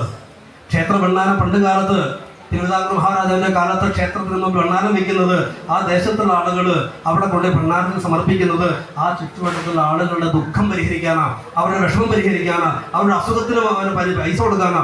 ചാരിറ്റി വർക്ക്, ഇന്നത്തെ കാലം പറയാം ചാരിറ്റി വർക്ക്. ഇങ്ങനെയുള്ള സംവിധാനങ്ങൾ, സഹജീവികളെ സ്നേഹിക്കാനുള്ള സംവിധാനം, അതാണ് എന്ത് ഈ പറയുന്ന നരയജ്ഞം. നമ്മളെ കൂടെയുള്ളവർ സ്നേഹിക്കുക, അവരുടെ ദുഃഖം നമ്മുടെ ദുഃഖമാണ് തിരിച്ചറിഞ്ഞുകൊണ്ട് പരിഹരിക്കുക, അതാണ് നരയജ്ഞം. നോക്കൂ, അഞ്ചാമത്തേത് ഭൂതയജ്ഞം. ഞാൻ നേരത്തെ പറഞ്ഞു, കൊമ്പും കുഴലുള്ള ഭൂതമല്ല. ഈ പ്രകൃതിയിൽ എന്തെല്ലാം ഉണ്ടോ അതിനെല്ലാം ഭൂതം എന്നാ പറയുക. ഭൂതം. ഈ വേനൽക്കാലത്ത് നമ്മുടെ എല്ലാം വീട്ടിന്റെ ഉമ്മറപ്പടിയിൽ അല്ലെങ്കിൽ വീട്ടുമുറ്റത്ത് ഒരു തുളസി ചെടി പോലും വളരാത്ത അത്രയും വെയിലാണ് അല്ലേ? ഈ വെയിലത്ത് ഒരു ചെടി കരിഞ്ഞു പോകുന്നുണ്ടെങ്കിൽ അതിന് കാരണക്കാരാരാ? നമ്മൾ ഓരോരുത്തരുമാണ്. ഈ വേനൽക്കാലത്ത് ഭൂതയജ്ഞത്തിന്റെ ഭാഗമായിട്ട് ആ ചെടിക്ക് വെള്ളമൊഴിക്കാനുള്ള ബാധ്യത ആർക്കുണ്ട്? നമുക്കുണ്ട്. നമുക്ക് യാത്രയിൽ ദാഹിച്ചാൽ കടയിൽ പോയിട്ട് 20 രൂപ കൊടുത്താൽ ബിസ്ലേറി വാട്ടർ അല്ലെങ്കിൽ ഡ്രിങ്കിങ് വാട്ടർ കിട്ടും. പക്ഷെ പറന്നു പോകുന്നൊരു പക്ഷിക്ക് ഈ വേനൽക്കാലത്ത് വെള്ളം കുടിക്കാൻ എന്താ മാർഗമുള്ളത്? അവിടെയാണ് ഈ പ്രകൃതിയിലെ സമസ്ത ജീവരാശിയും എൻ്റെതാണ്, എൻ്റെ കുടുംബത്തിൽ അംഗമാണ്. അതാണ് ലോകം ഒരു കുടുംബം എന്ന് ആചാര്യന്മാർ പറഞ്ഞത്. ഈ ലോകം ഒരു കുടുംബമായിട്ട് കാണുമ്പോൾ അവിടെയുള്ള പക്ഷിയാകട്ടെ, പറവയാകട്ടെ, പൂച്ചയാകട്ടെ, പട്ടിയാകട്ടെ എല്ലാം എൻ്റെ കുടുംബത്തിൽ അംഗമാണെന്ന ബോധ്യത്തോടു കൂടി വീട്ടുമുറ്റത്ത് ഈ വേനൽക്കാലത്ത് ഒരു പാത്രത്തിൽ അല്ലെങ്കിൽ ഒരു കുപ്പിയിൽ അല്ലെങ്കിൽ എന്തെങ്കിലും ഒരു സാധനത്തിൽ അല്പം വെള്ളം അവിടെ വയ്ക്കുക. രാവിലെ ലേശം അരിമണി എടുത്ത് പുറത്തേക്ക് ഇട്ട് കൊടുക്കുക. ഈ പ്രകൃതിയിലുള്ള സകല ജീവരാശികളും അതിന് അവകാശപ്പെട്ടവരാണ്. പണ്ട് കാലത്ത് ഉമ്മറപ്പടിയിൽ കോലം വരയ്ക്കുമായിരുന്നു അരിപ്പൊടി കൊണ്ട്. ഇതിനു വേണ്ടിയിട്ട് ഉറുമ്പുകൾക്കുള്ള ഭക്ഷണമാണ്. അത്രയും ഏറ്റവും അതിൻ്റെ ഉള്ളിലേക്ക് ഇറങ്ങി ചെന്നാൽ ഏറ്റവും ശ്രേഷ്ഠമായ സംസ്കാരത്തിന് ഉടമകളായിരുന്നു നമ്മളൊക്കെ. അതാണ് ഭൂതയജ്ഞം. ചെടികൾക്ക് വെള്ളം ഒഴിച്ചു കൊടുക്കുക, പക്ഷിമൃഗാദികൾക്ക് കൊടുക്കുക, കാവുകളെ സംരക്ഷിക്കുക, കുളങ്ങളെ സംരക്ഷിക്കുക, ഇതൊക്കെയായിരുന്നു ഭാരതത്തിന്റെ സംസ്കാരത്തിന്റെ ഭൂതയജ്ഞം എന്ന് പറയുന്നത്. നോക്കൂ, ഒന്നാമത്തെ ദേവയജ്ഞം നമ്മുടെ ദേശത്തുള്ള ദേവത, കുടുംബദേവത, കുലദേവത, ഗ്രാമദേവത, മഹാദേവത, ഇങ്ങനെയുള്ള ദേവതകളെ സ്മരിച്ചുകൊണ്ട്, അവരെ പൂജിച്ചുകൊണ്ട്, അവരെ സ്മരിച്ചുകൊണ്ട് ദിവസം ആരംഭിക്കുന്ന ഒരു കുട്ടിക്ക് അധാർമികമായിട്ടുള്ള പ്രവൃത്തികൾ ചെയ്യാൻ തോന്നുമോ ഇല്ലയോ? ഉത്തരം നിങ്ങൾ പറയണം. തോന്നുമോ ഇല്ലയോ? 2, ഋഷിയജ്ഞം. മഹാഋഷീശ്വരന്മാർ നൽകിയിരിക്കുന്ന അറിവുകളാകുന്ന ഗ്രന്ഥങ്ങൾ, രാമായണം, മഹാഭാരതം തുടങ്ങിയിട്ടുള്ള ഗീത തുടങ്ങിയിട്ടുള്ള ഗ്രന്ഥങ്ങൾ പഠിച്ച് അതിൻ്റെ സംസ്കാരം എന്താണ്, അതിൻ്റെ തത്വം എന്താണ് എന്ന് മനസ്സിലാക്കുന്ന ഒരു വ്യക്തിക്ക് സമൂഹത്തോട് അധാർമികമായിട്ട് പ്രവൃത്തിയിൽ ഏർപ്പെടാൻ സാധിക്കുമോ? തൻ്റെ കൂടെയുള്ളവരെ അവൻ്റെ ജാതി നോക്കിയിട്ടും മതം നോക്കിയിട്ടും വർഗം നോക്കിയിട്ടും വർണ്ണം നോക്കിയിട്ടും അവനെ തല്ലിക്കൊല്ലാൻ സാധിക്കുമോ? ഒരിക്കലും സാധിക്കുകയില്ല. അതാണ് രണ്ടാമത് പറഞ്ഞ ഋഷിയജ്ഞം. മൂന്നാമത് പറഞ്ഞ പിതൃയജ്ഞത്തിൽ എൻ്റെ മാതാപിതാക്കളെ പോലെ സംരക്ഷിക്കപ്പെടേണ്ടവരാണ് ഈ സമൂഹത്തിലുള്ള ഓരോ ആളുകളും എന്നുള്ള ബോധ്യം പിതൃയജ്ഞത്തിലൂടെ ഒരു കുട്ടിക്ക് പഠിപ്പിച്ചു കൊടുത്താൽ അവൻ നാളെ തെറ്റിലേക്ക് പോകുമോ ഇല്ലയോ? ആലോചിച്ച് നോക്കുക. 4മതാണ് ഭൂതയജ്ഞം, ക്ഷമിക്കണം, നരയജ്ഞം. എൻ്റെ കൂടെയുള്ളവൻ, അവൻ്റെ ദുഃഖം എൻ്റെ ദുഃഖമാണ് എന്ന് തിരിച്ചറിഞ്ഞുകൊണ്ട് അവൻ എന്താണോ എന്നെ കൊണ്ട് ചെയ്യാൻ സാധിക്കുക എന്ന ബോധ്യത്തോടു കൂടിയിട്ട് സമൂഹത്തെ ചേർത്ത് പിടിക്കാൻ വേണ്ടി പഠിപ്പിക്കുന്ന ഒരു കുട്ടിക്ക് നാളെ അയൽവാസി എന്തെങ്കിലും ബുദ്ധിമുട്ടിലായ, നമ്മൾ കണ്ടു കൊറോണ സമയത്തൊക്കെ അല്ലേ? കൊറോണ സമയത്തൊന്നും എനിക്കൊന്നും കണ്ടില്ല. ഈ വേർതിരിവുകളോ അല്ലെങ്കിൽ ഉച്ചനീചത്വങ്ങളോ ഒന്നും നമ്മൾ കണ്ടില്ല. കൊറോണ പോയി വീണ്ടും നമ്മൾ മഴപടിയായി.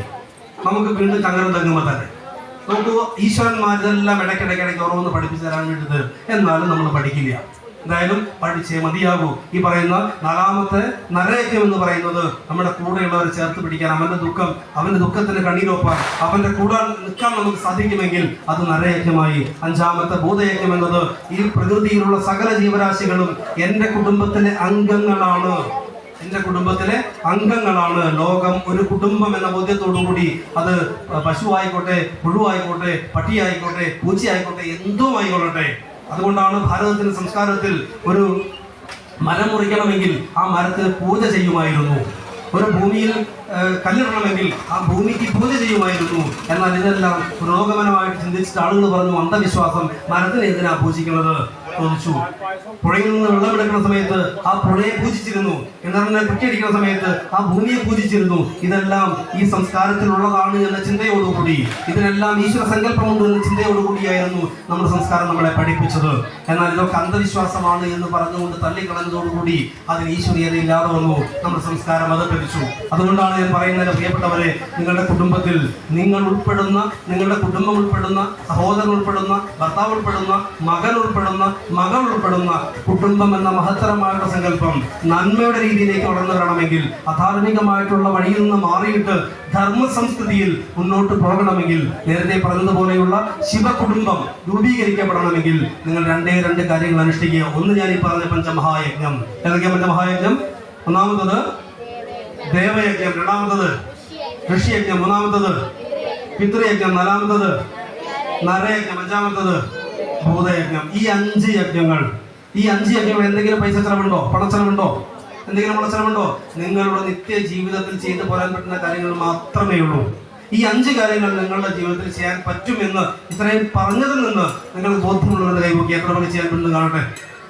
സന്തോഷം, കൈ താഴ്ത്തിക്കോളൂ. കുറച്ച് പേര് ഇങ്ങനെയൊക്കെ ഉള്ളൂ, പകുതി 2.5 പറ്റുന്നതാണ്, 5 പറ്റില്ല, 2.5 പറ്റുള്ളൂ എന്നാണ്. എന്തായാലും 5 ചെയ്താൽ എനിക്കല്ല ഗുണം, 5 ചെയ്താൽ എനിക്കല്ല ഗുണം. ആർക്കാ ഗുണം?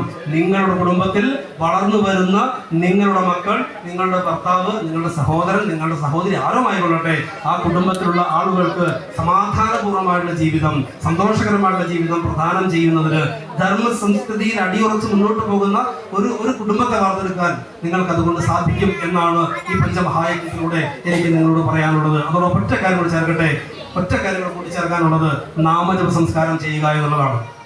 നിത്യം നാമം ജപിക്കുന്ന വീടുകളാണോ നമ്മുടെ എല്ലാവരെയും? ഒരുപക്ഷെ ആയിരിക്കാം. എല്ലാവരെയും ക്ഷേത്രവുമായിട്ട് ബന്ധപ്പെട്ട് നിൽക്കുന്നത് കൊണ്ട് എല്ലാവരും നാമം ജപിക്കുന്ന വീടുകളായിരിക്കാം.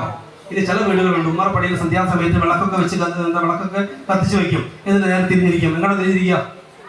എങ്ങടാ കേട്ടില്ല? സന്ധ്യാസമയത്ത് ഉമ്മറപ്പടിയിൽ വിളക്ക് വെച്ചിട്ട് എങ്ങടാ തിരിഞ്ഞിരിക്കുക? ഉറക്കെ പറയൂ. സീരിയൽ കാണാം. ഉത്തരം ഞാനല്ല പറഞ്ഞത്, ഇവിടെ അമ്മമാർ തന്നെ പറഞ്ഞു. അതുകൊണ്ടൊരു കാര്യം ബോധ്യമായി.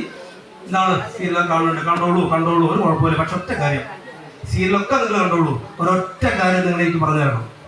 ഏതെങ്കിലും സീരിയലിൽ ധർമ്മത്തെ കുറിച്ച് പഠിപ്പിക്കുന്നുണ്ടോ? ഞാൻ മനസ്സിലാക്കിയെടുത്തോളം എല്ലാ സീരിയലിലും ഒന്നുകിൽ അമ്മായിയമ്മയ്ക്ക് എങ്ങനെ വിഷം കൊടുത്തു കൊല്ലാം, അല്ലെങ്കിൽ എങ്ങനെ മരുമകളെ വിഷം കൊടുത്തു കൊല്ലാം, അല്ലെങ്കിൽ ഭർത്താവിനെ എങ്ങനെയാണ് കുഴിബോംബ് പൊടിച്ച് തീർക്കാൻ നോക്കുക, എങ്ങനെയാണ് കാർ ആക്സിഡന്റ് ആക്കിയിട്ട് അത് ആക്സിഡന്റ് അല്ലാത്ത രീതിയിൽ എങ്ങനെയാണ് അയാളെ കൊല്ലാൻ നോക്കുക. ഇങ്ങനെയുള്ള അധാർമിക പരിപാടികൾ മാത്രമേ എൻ്റെ അറിവിൽ ഞാൻ കേട്ടെടുത്തോളം സീരിയലുകൾ പഠിപ്പിക്കുന്നുള്ളൂ എന്നുള്ളതാണ്. ശരി തെറ്റോ? ഏതെങ്കിലും സീരിയലിൽ അച്ഛനെ കാല് നമസ്കരിക്കണം കേട്ടോ, അമ്മയെ സ്നേഹിക്കണം കേട്ടോ, അച്ഛനെ സ്നേഹിക്കണം കേട്ടോ, സഹോദരനെ സ്നേഹിക്കണം കേട്ടോ, ഏതെങ്കിലും സീരിയൽ പഠിപ്പിക്കുന്നുണ്ടോ? ഉണ്ടെങ്കിൽ ആ സീരിയൽ കാണാൻ ഞാൻ നിങ്ങളുടെ കൂടെ ഉണ്ടാവും. ഞാൻ മനസ്സിലാക്കിയെടുത്തോളം അങ്ങനെ ഒരു സീരിയലും ഇല്ല എന്നുള്ളതാണ് എൻ്റെ അറിവ് അങ്ങനെയാണ്. അതുകൊണ്ട് ആ സീരിയലുകളിൽ നിന്ന് നിങ്ങൾ പഠിക്കുന്നത് എന്താ? സീരിയൽ കാണണമെന്ന് ഞാൻ പറഞ്ഞിട്ടില്ല. പക്ഷേ ഒരു കാര്യം ഉറപ്പിച്ചോളൂ, നിങ്ങൾ അങ്ങനെ കാണുന്ന സീരിയലുകളിൽ നിങ്ങൾ അറിയാതെ നിങ്ങൾ അതിലെ കഥാപാത്രങ്ങളായിട്ട് മാറും. നിങ്ങളുടെ വീട്ടിലൊരു മരുമകളുണ്ടെങ്കിൽ ആ സീരിയലിൽ അമ്മായിയമ്മ എങ്ങനെയാണോ മരുമകളുടെ ചായ കൊടുത്തപ്പോൾ അതിന് വിമ്പ് കലക്കിയത്, അതേപോലെ നമ്മുടെ മനസ്സിൽ ചെറുതായിട്ട് ആഗ്രഹം ഉണ്ടാകുമ്പോൾ അങ്ങനെ വിട്ടാൽ ശരിയാവില്ലല്ലോ, കുറച്ച് വിമ്പങ്ങൾ കലക്കിയാലോ. അതേ സമയത്ത് തൊട്ടപ്പുറത്തെ സീരിയലിൽ ആ മരുമകൾ അമ്മായിയമ്മയ്ക്ക് വിഷം കൊടുക്കുന്ന സീനും ഉണ്ടാവും. അപ്പൊ ഈ മരുമകൾ എന്ത് തയ്യാറാക്കിയിട്ടുണ്ടാവും? ആ അമ്മായിയമ്മേനെ എങ്ങനെ വിഷം കൊടുത്ത് കൊല്ലാന്ന് ആലോചിക്കുന്നുണ്ടാവും. പറയുന്ന മനസ്സിലാവുണ്ടോ? നോക്കൂ, ആ സീരിയലിൽ നിന്ന് നമ്മളുടെ മനസ്സിൽ നിങ്ങൾ ആത്മാർത്ഥമായിട്ട് ആലോചിച്ച് നോക്കുക. കൈവക്കാന്ന് പറയണില്ല, നിങ്ങൾ ആത്മാർത്ഥമായിട്ട് ആലോചിച്ച് നോക്കുക. ഒരു സീരിയൽ കാണുമ്പോൾ എനിക്കും അതുപോലെയൊക്കെ നാവണം എന്ന് കുറച്ചൊക്കെ നമ്മൾ ചിന്തിക്കാറുണ്ടാവും. അത് മനുഷ്യ സഹജമാണ്. ഒരു വലിയൊരു സിനിമ കാണുകയാണെങ്കിൽ അതിലെ നല്ലൊരു കഥാപാത്രം, നല്ലൊരു ഫൈറ്റർ, നല്ലൊരു നായകൻ ആയിട്ട് കാണുമ്പോൾ നമുക്ക് തോന്നില്ലേ എനിക്കും അതുപോലെ ആവണം. നല്ലൊരു നായികയായിട്ട് സീനിൽ കാണുമ്പോൾ എനിക്കും അതുപോലെ ആവണം എന്ന് തോന്നാറില്ലേ? അതുപോലെ മനുഷ്യന്റെ സൈക്കോളജി അനുസരിച്ച് ഇങ്ങനെ കാണുമ്പോൾ നമുക്കും അതുപോലെ ആയാൽ എന്ത് എന്ന് തോന്നും. അങ്ങനെ തോന്നേണ്ടത് ആരോടാ? രാമനെ പോലെ ആവാനാ, കൃഷ്ണനെ പോലെ ആവാനാ, ദുർഗയെ പോലെ ആവാനാ. അതിന് ആചാര്യന്മാർ നമുക്ക് ഗ്രന്ഥങ്ങൾ തന്നത്. രാമൻ ഇങ്ങനെ ജീവിച്ചു, നീ അതുപോലെ ധർമ്മത്തെ അനുസരിച്ച് ജീവിക്കുക. കൃഷ്ണൻ ഇങ്ങനെ ജീവിച്ചു, നീ അതുപോലെ ധർമ്മത്തെ അനുസരിച്ച് ജീവിക്കുക എന്ന് നമ്മളെ പഠിപ്പിക്കാനാണ്. നമ്മളതൊക്കെ മടക്കി അവിടെ വെച്ചിട്ട് ഈ പറയുന്ന കുറെ സീരിയലുകളുണ്ടല്ലോ അതൊക്കെ കണ്ട് അതുപോലെയൊക്കെ ആവാൻ വേണ്ടി തീർന്നു. അവിടെയാണ് നമ്മുടെ കുടുംബത്തിൽ നിന്ന് ഒരു സംസ്കാരം ഇറങ്ങിപ്പോയത്.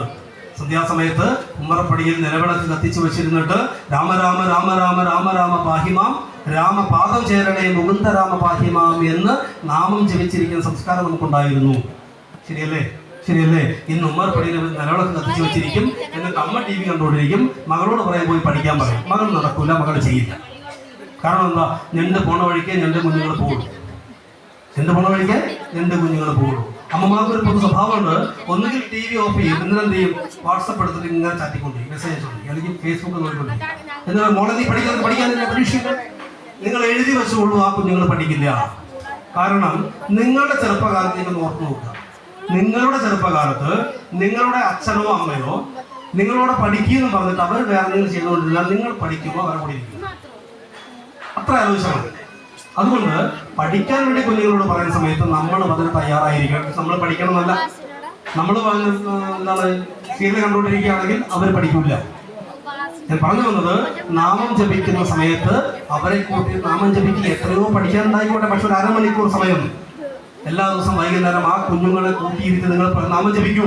നാമം ജപിച്ചതിന് ശേഷം അവരോട് പഠിക്കാൻ പറയൂ, അവർ പഠിക്കും. ഒരു തർക്കം വേണ്ട, പഠിക്കും.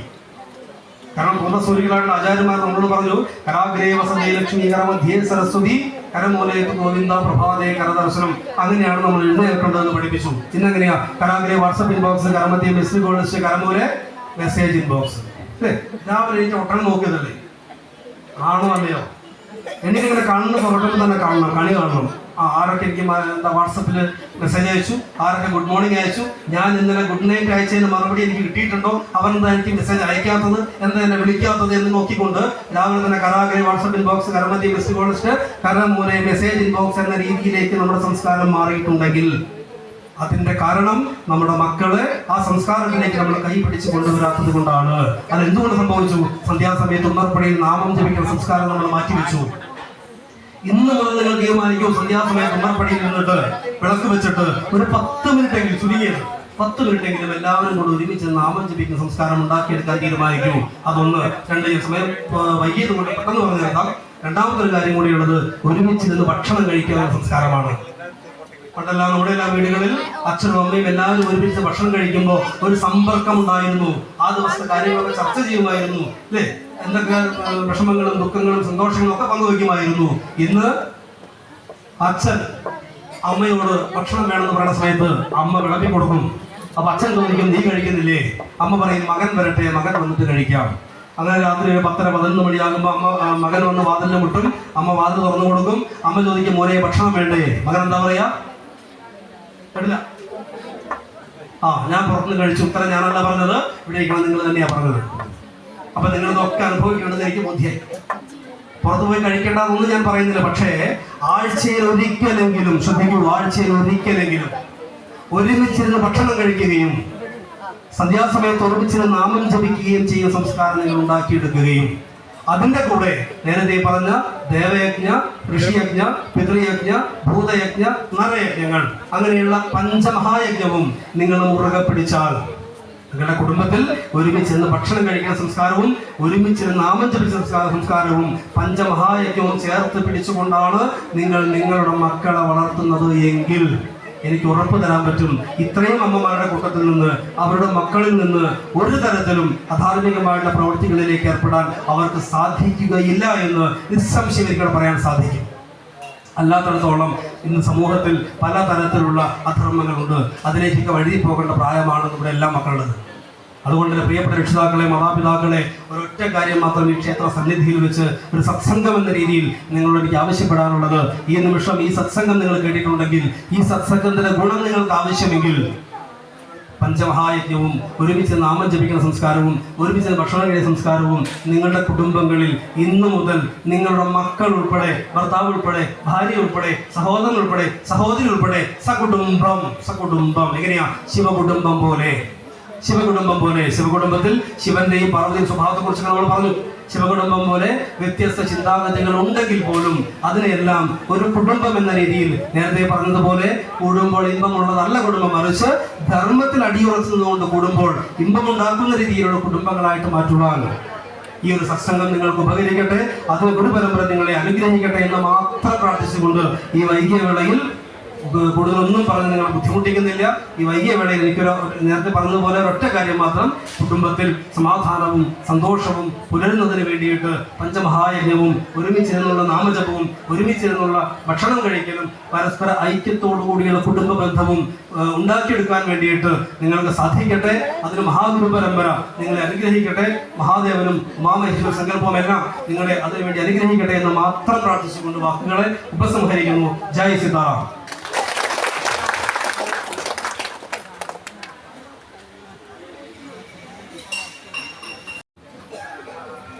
അത് കഴിഞ്ഞാൽ നമുക്ക് ഭക്ഷണം കഴിക്കാം.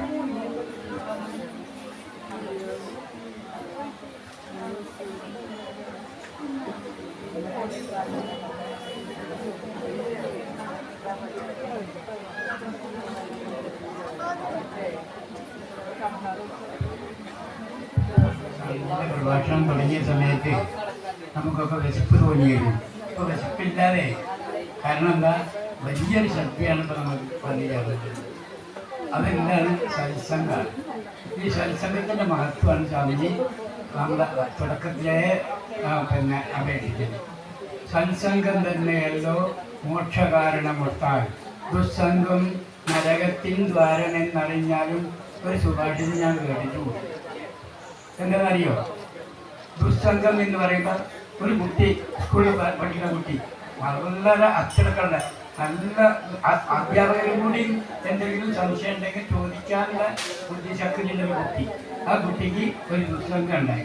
ദുസ്സംഗം ഉണ്ടായത് എന്താണെന്നറിയോ? ഈ വിദ്യാലയങ്ങളെ കേന്ദ്രീകരിച്ച് മയക്കുമരുന്ന് നിൽക്കുന്ന ഒരു ചെറുപ്പക്കാരൻ ഈ കുട്ടീനെ കണ്ടു. ആ കുട്ടീനോട് ചോദിച്ചു, മോനെ തൻ്റെ വീട് എവിടെയാണ് ചോദിച്ചു. ചേട്ടാ, എൻ്റെ വീട് കുറച്ച് ദൂരമാണ്, 2 മൈൽ പോകണമെന്നാണ്. നീ നടന്നാൽ എങ്ങനെ വരികയാണ്? ഞാൻ നടന്നാൽ വരിക. പിന്നെ ഇത്രയൊക്കെ നടക്കാൻ കഴിയുമോ? നടക്കുന്നതിന് കുഴപ്പമൊന്നുമില്ല. എന്നാൽ നീ ഇന്ന് തൊട്ട് നടക്കണ്ട, നിന്നെ ഞാൻ കൊണ്ടാക്കി തരാം. വേണ്ട, ഞാൻ നടന്നു പോയിക്കൊള്ളാം. അവൻ നിർബന്ധിച്ച് ഈ കുട്ടീനെ അവൻ്റെ വീട്ടിൽ കൊണ്ടാക്കി. പിറ്റേന്നും കൊണ്ടാക്കി, അതിൻ്റെ പിറ്റേന്നും കൊണ്ടാക്കി, ഒരു 5-6 ദിവസം കൊണ്ടാക്കി. അവസാനം ഒരു ദിവസം പിന്നെ കയ്യിൻ്റെ വരുന്നതിനെന്തോ തൊള്ളിയിട്ട് ഒരു സാധനം ഈ കുട്ടികളോട് നാവ് വയ്ക്കാൻ പാടില്ല. ആ നാവ് വെച്ച സമയത്ത് കുട്ടിക്ക് തിരക്കിടില്ല. പിന്നെ ആ കുട്ടി പിറ്റേന്ന് കൊടുത്തപ്പോൾ വളരെ സന്തോഷത്തോടു കൂടി വാങ്ങി. പിന്നെ എന്തായി, 5-6 ദിവസം കഴിഞ്ഞപ്പോൾ കൊടുക്കാതെയായപ്പോൾ ഏട്ടാ ആ കുറച്ച് വളർന്നു.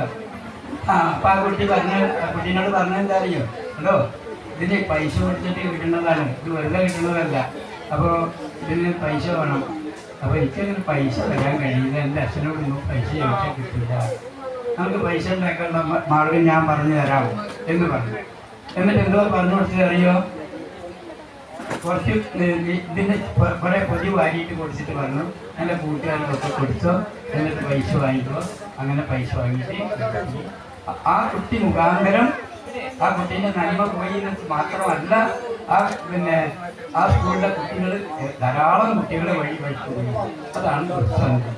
നേരത്തെ പറഞ്ഞ സത്സംഗത്തിൻ്റെ മഹത്വമാണ് സ്വാമിജി പറഞ്ഞത്. രത്നാകരൻ്റെ ഒരു കാട്ടാളൻ, ആ കാട്ടാളന് ഒരു സത്സംഗം ഉണ്ടായി, സപ്തഋഷികളായിട്ട് കൂടിച്ചേർന്നു. അദ്ദേഹം ആണ് രാമായണം രചിച്ചിട്ടുള്ളത്, വാൽമീകി രാമായണം രചിച്ചിട്ടുള്ളത്. പിന്നീടാണ് അദ്ദേഹം വാൽമീകിയായത്. വാൽമീകത്തിൽ നിന്ന് ജനിച്ചതുകൊണ്ടാണ് വാൽമീകിയായത്. അപ്പോൾ ഈ സത്സംഗം വേണോ വേണ്ടയോ നമ്മൾ തീരുമാനിക്കണം, തീർച്ചയായിട്ടും തീരുമാനിക്കണം. അതിന് വേണ്ടിയിട്ടാണ് സ്വാമിജി ഒന്നും പ്രതീക്ഷിച്ചിട്ടല്ല പറയുന്നത് ഈ സത്സംഗത്തിൻ്റെ മഹത്വം. ഈ സത്സംഗത്തിൽ പങ്കെടുത്ത ആൾക്കാരെ ഉണ്ടല്ലോ അല്ലേ? സത്സംഗത്തിൽ പങ്കെടുത്ത ആൾക്കാരുണ്ടല്ലോ, ഉണ്ടെങ്കിൽ കൈ വയ്ക്കാൻ നല്ലത്. അപ്പൊ അങ്ങനെ സത്സംഗം ഉണ്ടായിരുന്നൂടെ, അത് ഇപ്പം ഇല്ലാതെ ആയിട്ടുണ്ട്, തുടരണം എന്നാണ് എനിക്ക് അപേക്ഷിക്കാനുള്ളത്. പൂജനീയ സ്വാമിജിയുടെ പാദത്തിൽ നമസ്കരിച്ചുകൊണ്ട് സ്വാമിജിക്ക് എല്ലാ മംഗളങ്ങളും നേർന്നുകൊണ്ട് ഞാൻ എൻ്റെ വാക്കുകൾ ഉപസംഹരിക്കുന്നു. നമുക്ക് എല്ലാവർക്കും സത്സംഗം ഉണ്ടാവാനുള്ള യോഗ്യത ഉണ്ടാവട്ടെ എന്ന്, ആ മനസ്സുണ്ടാവട്ടെ എന്ന് മാത്രം പ്രാർത്ഥിച്ചുകൊണ്ട് വിജയേട്ടനോട് നന്ദി പറയാൻ പറഞ്ഞപ്പോൾ ഉപേക്ഷിക്കാൻ കഴിയാത്തത് കൊണ്ട് ഞാൻ പറഞ്ഞതാണ്. ഞാൻ കമ്മിറ്റിയിലെ ആളൊന്നുമല്ല. ഇവിടെ ഈ പരിപാടി കാണാനും സ്വാമിജീനെ കാണാനും വേണ്ടി വന്നതാണ്. ആഞ്ജനേയ ആശ്രമമാണ്. ആ ആശ്രമം ഇവിടെ ഒരുപാട് ദൂരമൊന്നുമല്ല, വണ്ടൂർ ചെറുകോടാണ്. നമ്മൾ പോകണം, സ്വാമിജീനെ കാണണം, സംസാരിക്കണം, സംശയങ്ങൾ ചോദിക്കണം. ചോദിച്ചു കഴിഞ്ഞാൽ അറിയുന്ന ആൾക്കാരാകുമ്പോൾ സംശയം തീർച്ചയായും വരും. ഇതിനു വേണ്ടിയിട്ട് നമ്മൾ തയ്യാറാവാൻ വേണ്ടി പ്രാർത്ഥിച്ചുകൊണ്ട് ഞാൻ എൻ്റെ വാക്കുകൾ ഉപസംഹരിക്കുന്നു. എല്ലാവർക്കും എൻ്റെ വിനീത നമസ്കാരം.